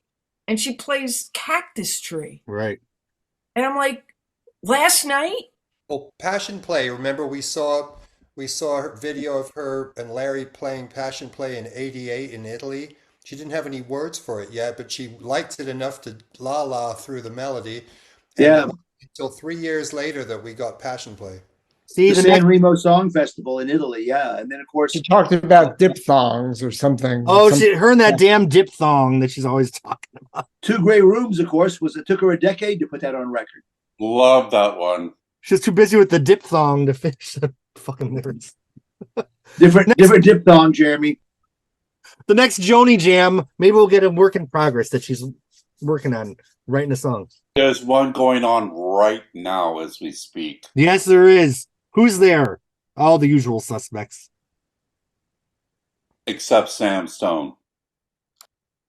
Well, there's a big one in LA at the Catalina Bar and Grill with Tierney Sutton and other vocalists doing a Joni tribute tonight Wow. in Hollywood. Dude, 80 years old. 80 years old. God I mean, bless her. God, like, So grateful. if like 20 years ago, you're like, who's still going to be around? Damn Joni Mitchell, she's here. And I think we haven't, I think there's more to come. I was just fantasizing while we were talking that I don't know how many of y'all know my friend Meg Griffin. She's a DJ on Sirius XM, but she had an aneurysm this year and she almost died. I mean, and then she lost one of her beloved horses. and then I don't but think she's I. back. I mean, she's back on the radio. Wow. She's on the Beatles channel. She's on classic vinyl. She's getting ready to come back on her main gig, which is the Loft. She's interviewed Joni so many times. She's got a couple of archived recordings of her interviews with her. But what I was fantasizing about is just, wow, if there was anybody ever that could interview Joni that knows more about her and reverent to her, as opposed to all these. When we started the conversation tonight, there was one of the hosts that so misinformed and stuff. I just would love to see Meg Griffin get an interview with, especially since they both survived aneurysms. And Right. Joni's was on my birthday, 8 years ago now? How long is it? 15? 16? Mm-hmm. It was 15. so happy that she's still here. So happy that I got to see her at the Gorge last year. No, Amen. this year. We saw her Happy live this year. Fucking birthday. Yes. Happy fucking Happy birthday, fucking baby. birthday. You're We- Joni fucking Mitchell. So Joni, Just let's a pause this quote. Brandy It's Carlisle. Joni fucking Mitchell, man. No, that's Brandy Carlisle. I didn't write that one myself. We survived Sue riding, going up and down that windy road in the mountain. Okay. Happy birthday, Joni. Dave. Michael, you were just talking about your friend who, is reverential, and that reminded me of something that Max Bennett told us, that when he was, when they were touring with Joni, the guys in the band had never played for an audience that was so reverential before. They were used to just having to play over an audience, babbling and talking. But he said when Joni would come on stage, you could hear a pin drop. People were just like holding their breath, and they'd never experienced an audience like that. So when they got to play with her, like their subtlest expressions would be received. Where in a typical audience situation, you have to overplay just to get across. And he loved that. I mean, Max loved a lot of things about working with her. Typical sideman, he said, "Oh, the food was great." But, I love it. we got to fly first class and stay in good hotels. Classic sideman. But his memory of performing with her, like Bob said, the LA Express would do their set, and then Joni would come on and do a solo set, and then bring out the band and they'd play together, and that was the format. But so he was struck by how much reverence she commanded. And you could hear that on Miles of Isles. I mean, you don't hear anything from the audience until she finishes the very last note of the song. And some of And these then live tracks on this set too. All right. Well, we are moving into our last section, and I think we can bundle them because it's interesting to talk about it as a whole body of work. Of course, Hissing of Summer Lawns, a legendary album. We have some demos here, which, most of us probably heard before this set. And there were a couple demos that are readily available online that didn't make this box set, right? Like Shadows and Light, I feel like there was a demo of. And then we have some early sessions of the album. One thing that really interested me was to hear Jungle Line with a guitar before the drum sample and the Moog synthesizer. There it is, the demo. We have Boho Dance, and then the album ends. I'm just gonna say my favorite freaking thing on the whole box set is this Hissing of Summer Lawns full studio take of Dreamland. To me, it's something straight off of a Flora Purim jazz album. I just loved it. I love Joni's harmonies on the chorus. It's my favorite thing on the whole box set. All right. Moving into Hissing of Summer Lawns, the final section of Archives 3. Dave, take it away. And I unmuted myself this time. I'm getting back into this Zoom thing after blessedly not having to do it for a while. Anyway, I fucking love Hissing of Summer Lawns. It's like my favorite album of Joni's and hence of anybody. So this whole CD is worth it for me, and I'm sure I'll come back in later to talk about other stuff, but. It's the lyric. I mean, the lyrics are amazing, and I love how like the alternative lyrics to "Don't Interrupt the Sorrow" World" just make it even more confusing and obscure than it was before. And Who thought it was possible, right? yeah. And there's one. So this one made my. My jaw dropped when in Shades of Scarlet Conquering, it's given in the night to dark dreams, death on the Ferris wheel. Unless I misheard that, but it's like That's what I heard. oh my God, I was so I just think that's a fucking fabulous lyric, and it's probably because she watched Rescue 8 in 1964, where the woman was on the end of a pier on a Ferris wheel that was stopped, and the pier was crumbling underneath her, and she was about to fall into the ocean as the rescue people came to rescue her. This was one of my earliest memories of television, Death on the Ferris wheel. So anyway. I think that was just a great lyric, and I'll say it now. The other thing about all the lyrics for Jungle Line and Dreamland, I did kind of think, boy, can you find another racist trope to throw in there? So we might want to revisit Joni and racism if we want. But anyway, so those are the things I have to say about this, and I love it. David, didn't you kind of say something similar when we went around the first round when we talked about Dreamland and Down One? I feel like that was kind of an observation you made before. What? With about the racism? Yeah, a little bit in the. Yeah, but and there was a hefty. There was a lot of talk about it actually. When we were on those albums, actually, it wasn't just me. Right. But she was the only black man at the party. That's the truth. Yeah. Black babies covered in baking flour, and you just take it away.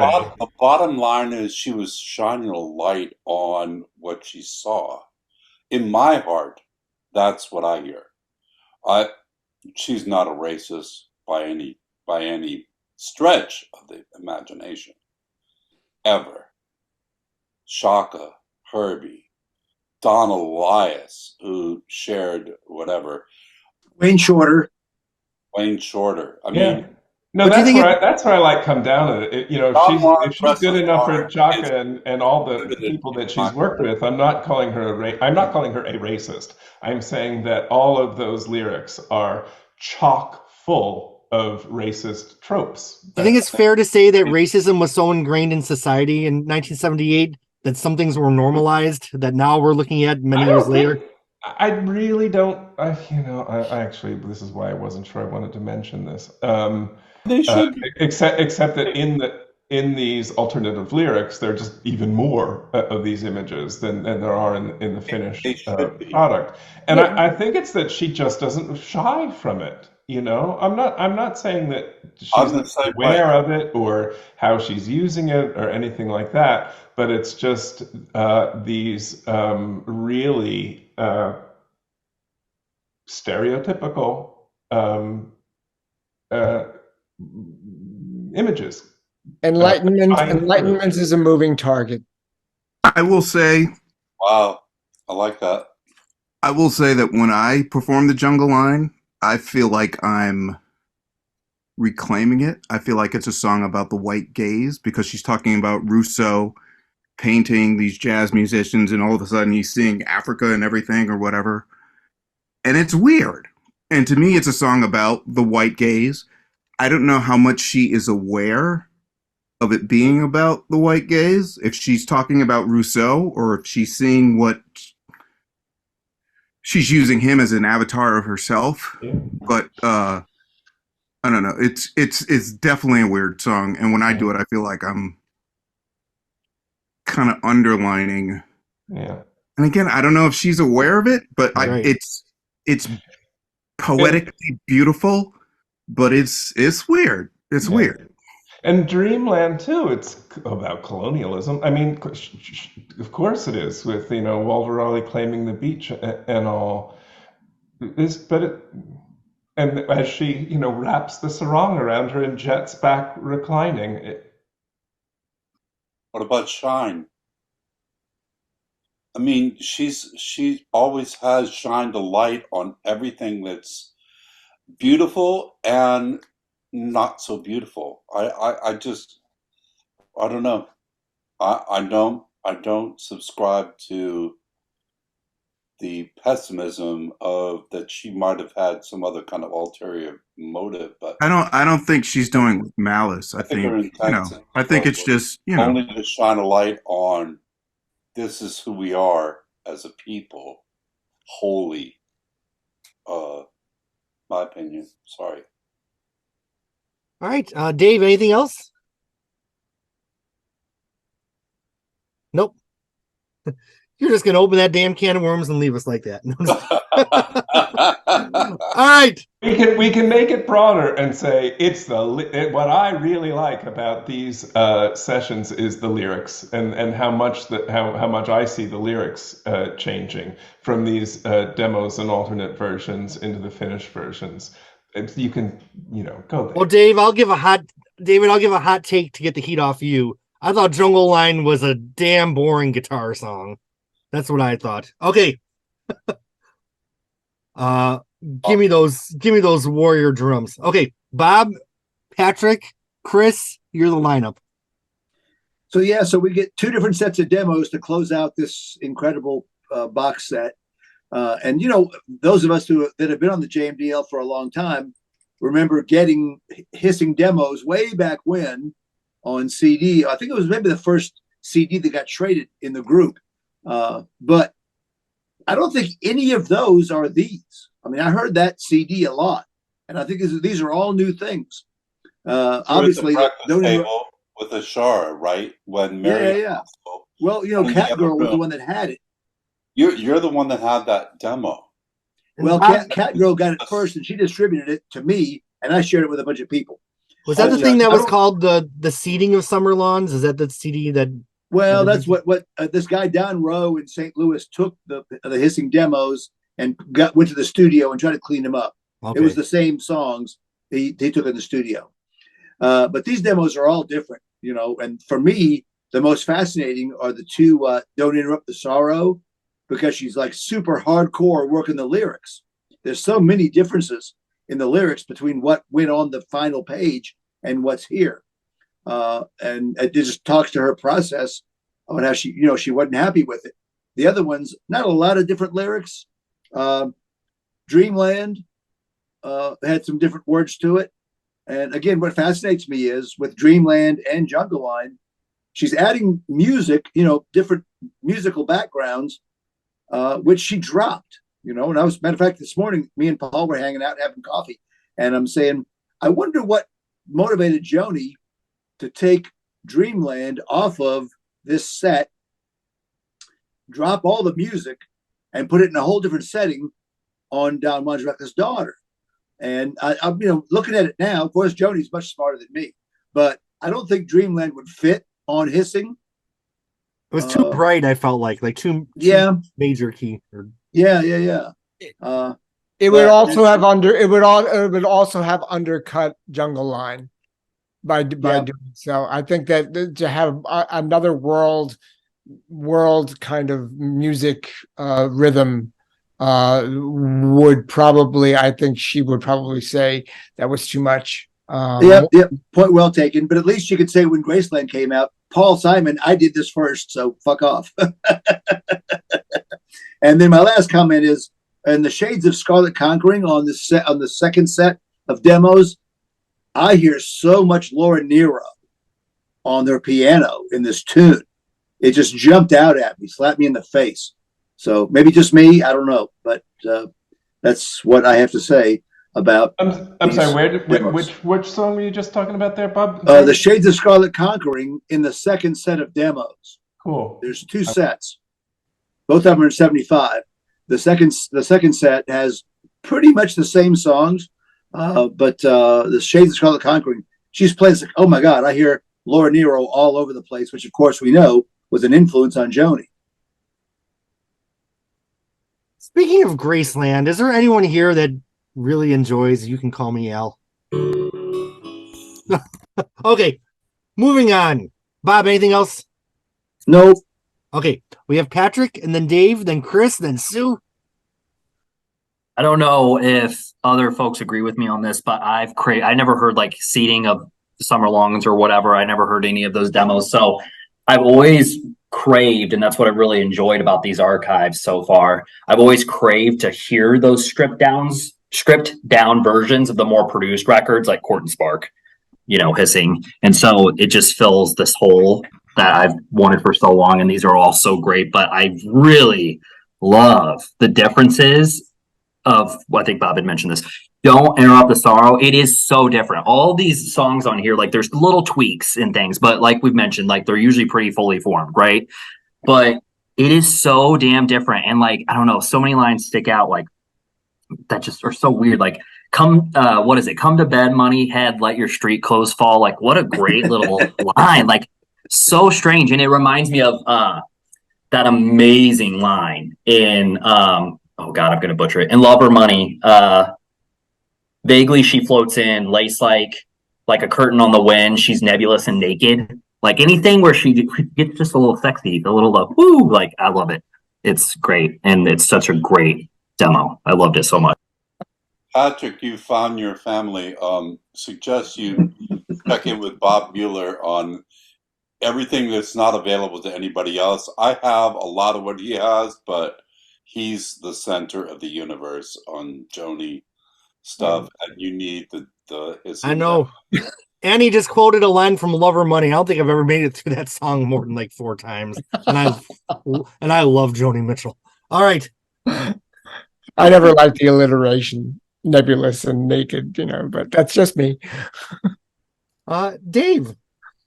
Yeah, I just wanted to go back to Dreamland and Jungle Line commentary. Falling off. I've noticed over the years of performing her music that some of her tunes are set pieces and you alter them to your peril. Like there's really no alternate way to do Coyote, or it's a thing that you have to honor. But Woodstock, Jungle Line, and Dreamland are just they're clean slate for you to try different things on them, and you can hear her doing this too. You can hear all these different ways she was trying to do these tunes till she settled on a version that she wanted to release.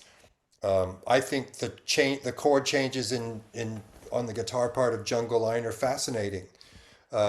Although obviously what I'm used to is the African version, but we've been doing it as a funk tune for, or Dreamland rather, as a funk tune for a long time. And Jungle Line we've done, 6 different ways, and so some of her tunes are very malleable, and there aren't that many songs of Joni's that are groove tunes.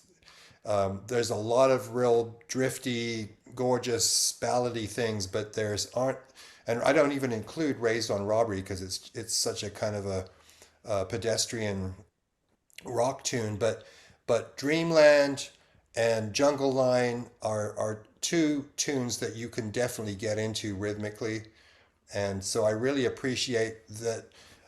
Not just her harmonic sensibility and her lyrics were advancing greatly by the Court and Spark and Hissing period, but so was her concept of groove. And maybe Brian could add to this. She definitely, maybe it was having a drummer behind her, but she was becoming more conscious of music, having a pocket. And by the time of Don Juan, this was really fully formed. She had this incredible percussion section. She had Shaka Khan contributing vocals, and she allowed 10 or 11 minutes of one side of Don Juan to be a percussion jam from Cuba. So she was, I think, growing more and more interested in rhythm as the years went by. Dare I say it? I almost felt like the closing version of Dreamland almost could have been a little commercial. Like it had a little bit of a slick radio feel to it, which I liked it. Yeah, and I love the Don Juan version, but I just keep going back to that version of Dreamland. I love it. All right, Sue, then Mark, then Chris.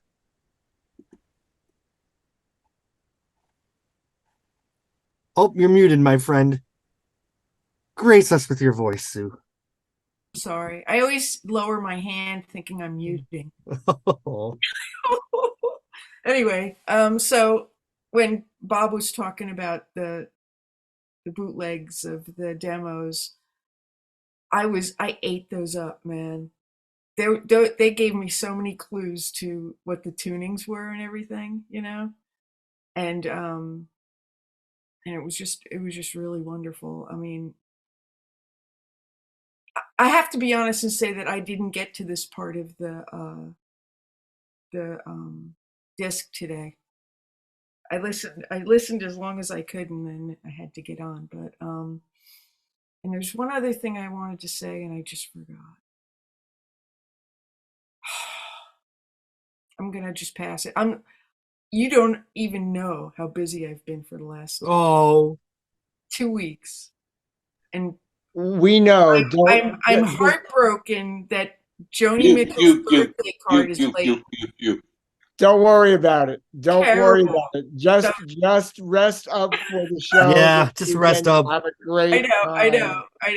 Sue, I'm so busy I couldn't write back to your email saying that the card was going to be late. So we're all in it together. We're all in it together. That's cool. Yeah, I'm good. I'm just like we appreciate your efforts. Thanks for listening. Mark your calendar, Sue. Labor Day, New Orleans. Labor Day, baby. Oh, yeah, man, you know that. I'm off the fence. I'm ready for the Aaron Neville version of Case of You. Okay. Or no, it wasn't Aaron Neville. It was the Bee Gees, right? And you had me with Southern Decadence. I remember the last time we were there at Southern Decadence. Brian has that video of Paz. It was every Paz Fest has been during Southern Decadence. Oh my God. That's why we've gotten the big surge with the gay community. I mean, hello. I'm a promoter and a producer. What the fuck? We were at that hotel that was right on the street where everybody was. Oh my God, it was so great. Sounds like I'm gonna be in labor by the time this trip's over. Okay. Mark and then Ruben.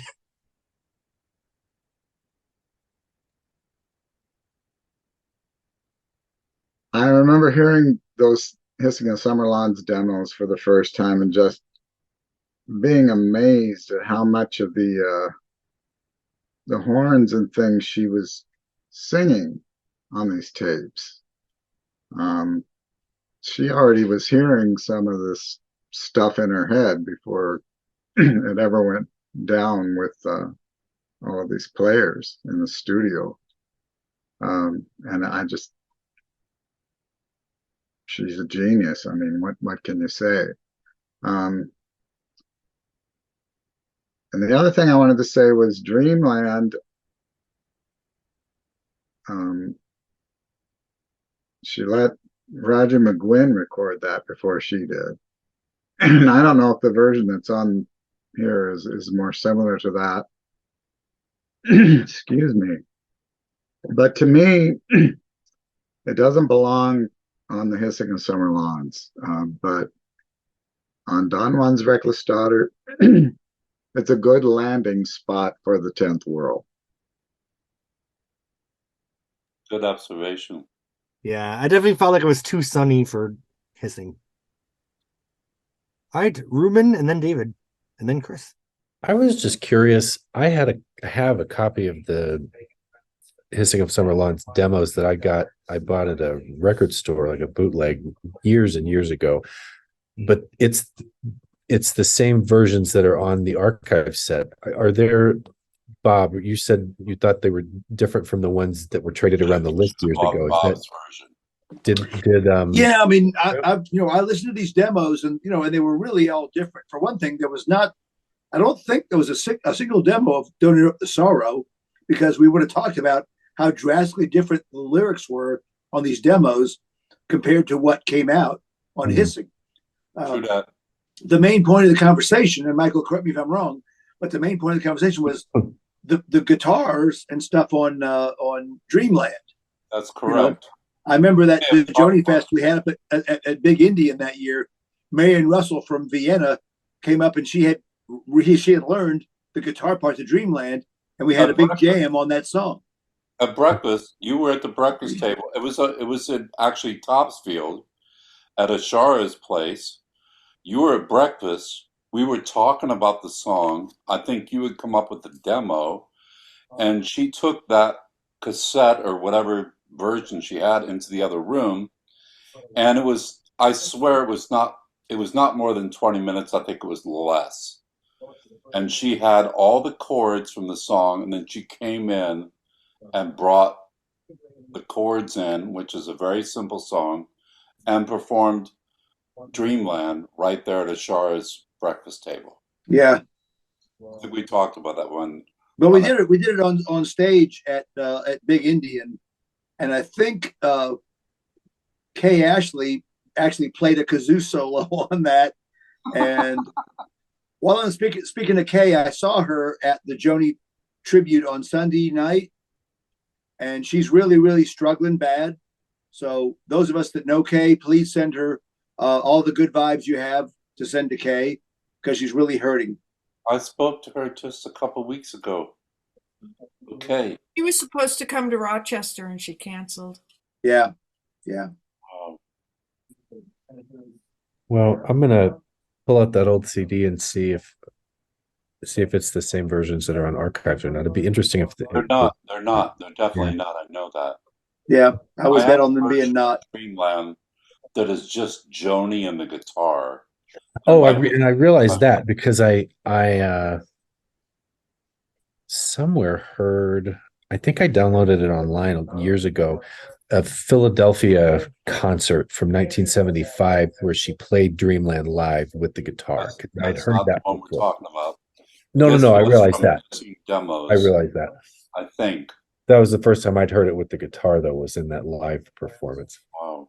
Well, the mashup that I'm wishing for in my Dreamland is I'd love to hear the Don Juan's music, but adding the harmonies from that Hissing version. That's what I loved about that version, was the lush harmonies she put on the chorus. Yeah. Bob, and then we'll go to you, Dave. Yeah, and I'm, I hopefully we're ready to close out because it's 11 o'clock here in South Carolina, and I've been traveling all day from New York City, and I'm beat. But I wonder, what do we want to project? What's going to be on the next archives? Yeah, let's we'll do Dave and Chris's comments, then those will be our last two comments, and we'll do a speculation for the next one. Go ahead, Dave and Chris, finish us out. Yeah, okay. I just wanted to say that in the I think it was the Shades of Scarlet Conquering from the sessions, not the demos. But I thought I'd put that on the album. I mean, it just really made me. Like I say, I keep imagining the production, what goes into producing these things, and that one of the things was this perfectly, to my mind, is perfectly finished version of Shades of Scarlet Conquering, and then say, well, let's do it another way. Anyway, I really like I really like that version. I did too. There was something about it that I almost like. I don't know. I don't want to say better than the other version, but it did catch my ear too. All right, Chris. Okay, very quickly, two things. First, Dreamland, not on Hissing of Summer Lawns. Hissing of Summer Lawns is all lushly made melodies. It's a whole different animal than Dreamland. Dreamland is very percussive, very short phrases and attacks. Nothing like anything else that's on Hissing. So I'm really glad she held it. And even Jungle Line has a lot more melody than Dreamland going on. But for me, out of this whole section, the absolute killer was the alternate version of In France They Kiss on Main Street. The segmenting and the rhythm changes that the band puts into this version is so cinematic and so much fun to sort of, it's like there's, it's like like in West Side Story and other musicals where they have a triplet or a sextet going on, and there's all this different action going on in different places. That's what those segments do for me in this. It really is a fun theatrical take on the song. Is it better than the one that she put on? Gee, I don't know, but it's fun. That's all I got on this, but yeah, let's speculate. I see you have your hand up. Finish this out. Yeah, just really quick. They have nothing here of shadows and light. So I'm just curious about why it didn't get demoed, or why it wasn't. Huh? It's coming because it's the Pat Metheny, Jaco Pastorius era. That's really where that one belongs. Right? Oh, but it on was Hissing. first on Hissing. I don't care. I felt like the demo I heard. I'm not producing the album. I'm just I'm being interviewed by a cast of thousands, and you know what? It's going to be on the next one because it absolutely has to be. All right. Well, that was the Jaco era. Mm-hmm. Who's talking about the song, not the album? Not Jaco Pastorius. Jaco Hilarious. Yeah, Jaco Hilarious. Yeah. Who's talking about the song, not the album? The demo I heard wasn't that different from the album version. Maybe that's why it wasn't included. Maybe. All right. So the next box set, we're not going to do the rating a scale of 1 to 10 because these archives are just awesome. But I don't think it's fair. Yeah. I don't think it's fair to rank them. I give it a 10 for historical value. The next one we have Hejira or whatever the fuck everyone calls it here. And then Don Juan's Reckless Daughter, Mingus, and probably Shadows and Light. Hejira demos, I'm not too excited because I love the studio versions, but maybe you guys are to hear more acoustic-y versions of those songs. What do you all think is going to be on this next? I think we're going to have a lot of alternate Mingus versions. So I know they cut a lot of different versions of those songs. Okay, Bob, and then Chris. Yeah, I mean, I agree. I think the next archives would include Hejira, Don Juan, Mingus, and Shadows and Light. And of course, you say, well, she already released Shadows and Light, but there were some songs that she played during that tour that didn't make the CD. Of course, Jaco's solo is on the DVD, right? Not on the CD. Raison Robbery is on the DVD, not on the CD. Right. So I think there's enough stuff out there. And like you said, the alternate Mingus is a whole album in itself, right, with John McLaughlin, etc. So I think there's plenty of enough material out there. And I'm just thinking about Hejira demos. I might not even sleep tonight. But not just that, but I think there's a clear delineation between that Jaco era and then Wild Things Run Fast moving forward. Wouldn't that be the worst thing ever if they tagged Wild Things onto the next archive? Yeah, no, totally wouldn't work. So I think the next archives we go from Hejira, bass players, as Jamie would say, all the way through Shadows and Light. You know, it would be cool to hear. What I'm really hoping for, just to close out my comments, she did this aborted '76 tour, and she toured a lot of some early Don Juan songs, some early Hejira songs, and a lot of Hissing songs. And then because of her relationship with John Guerin, the tour got aborted. They broke it up and disbanded. But her set lists are really amazing on this tour. And I've got some shows, but the audio quality is really shitty. So I hope on the next box set we get a really good, complete 76 show Are on those this next the box shows set. that were just her, Jocko, and Bobby Hall? That was the Save the Whales show she did in Sacramento, a one-off show. I thought she did that a couple times. God, I love Bobby Hall. Yeah, she Those shows were mostly with most of the LA Express again, I think, weren't they? Like Bobby Hall played on Hejira and Stevie Nicks live at Red Rocks, which is a whole nother universe of craziness. But like, I think it'd be cool to hear Hejira freed Jocko some of the demos, I guess. Or I wonder if she ever cut anything with a different bass player. Absolutely, I would kill to hear that. Yeah, so I take back what I said earlier. Even Okay. you, Jeremy. What the? Excuse me. Hey. Oh Lord. Fucking with you, baby. At least someone is. Okay. Chris, Ruben, and Mark. Yeah, I think the next set is going to be an embarrassment of riches. I think it's going to be absolutely chock full of interesting, wonderful things. If I had my short wish list, certainly Mingus's demos to Joni to give her the melodies or whatever it was that he wanted her to write lyric for. I was just going to ask about that. We know. Yeah. You know, Goodbye Pork Pie Hat was a major, standard even, at that time. And for her to be given that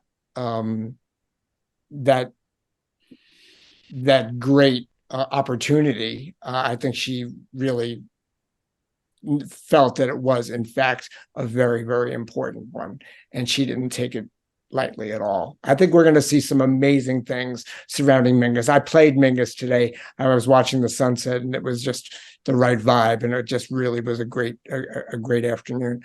But anyway, that's what I think. I think it might be heavy on Mingus. I think we're going to find that the Hejira demos go in the opposite direction, where they probably start out sounding strangely melodic and and fleshed with sustained instruments, and I think she pulls that stuff out. That's my suspicion. What if this box set comes out and there's a 10-minute version of Isa Muggin? Well, right up there with the acoustic mix to Smoke and Try Another. Okay, Ruben, Mark, and then Jack. I had two thoughts.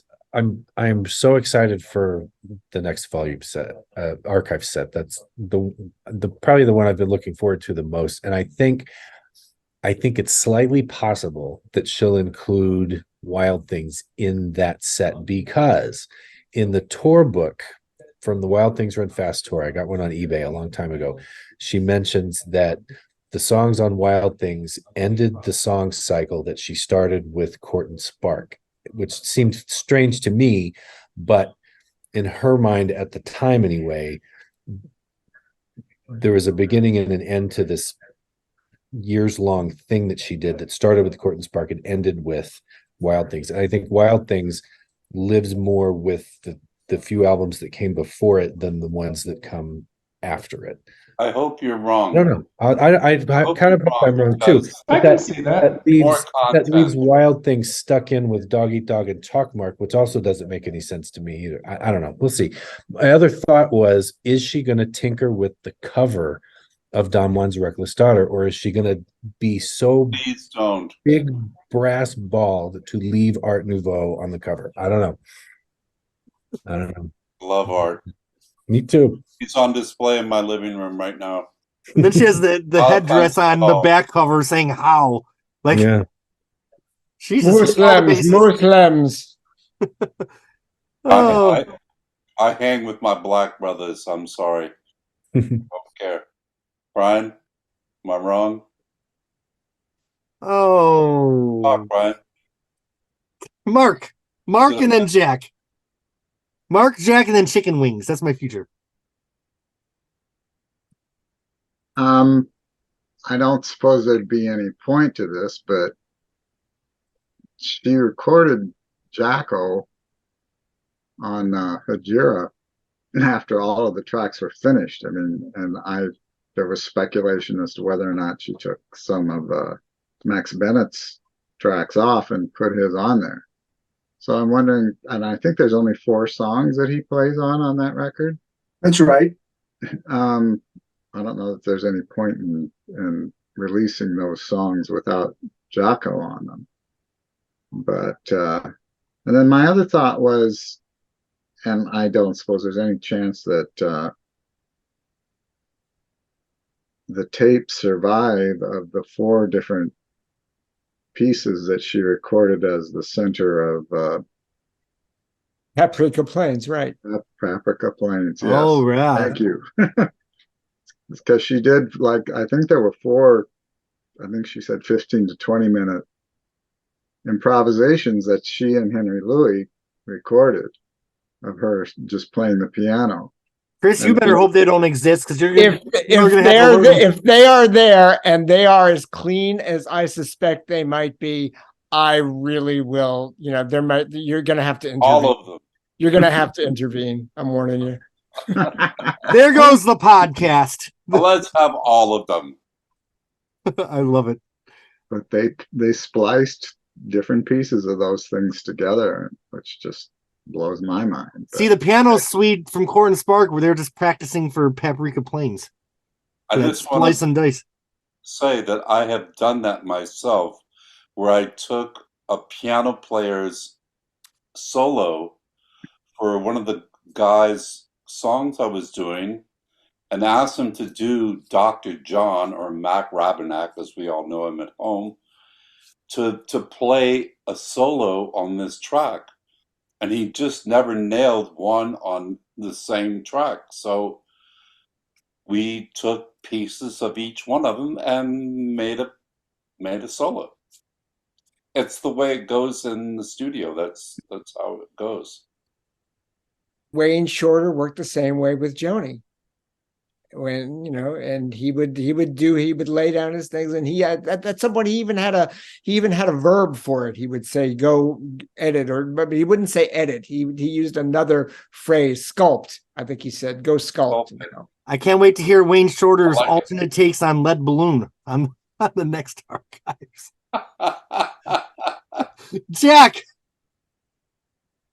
So yeah, volume 4 is the one I've been waiting for since they announced this whole series. To me, Jaira and Don Juan's Reckless Daughter and Mingus, those are the ones that speak to me the loudest. I just can't wait for this set. I just hope that it's as damn good as I hope it is. It's gonna be. It's gonna be. Of course it is, Jack. Well, any parting thoughts before I call Firehouse Bar and Grill on 56th Street in Tampa? Just welcome, Patrick. That's my closing. Yes, Patrick, thanks for joining us.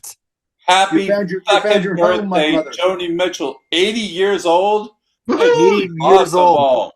Play that weird minor chord. Happy birthday. Happy birthday, Joni. Are you guys ready? 80 Thank you years for old, working motherfucker. Happy birthday, mother.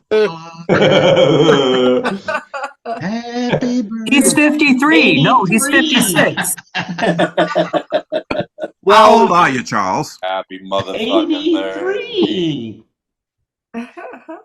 It's making that weird minor chord. Are Pam and Tim with Joni right now? Does anyone know? Yeah, Oh, they Yes. are. yeah, Yes. they sure are. Oh, Yeah, I asked her to tell Joni I that saw the birthday card would be late.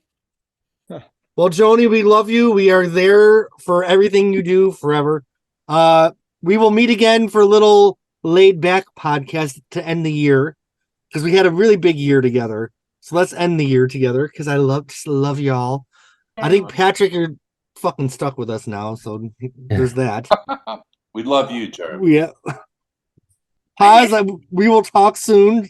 Sue, good luck on the show.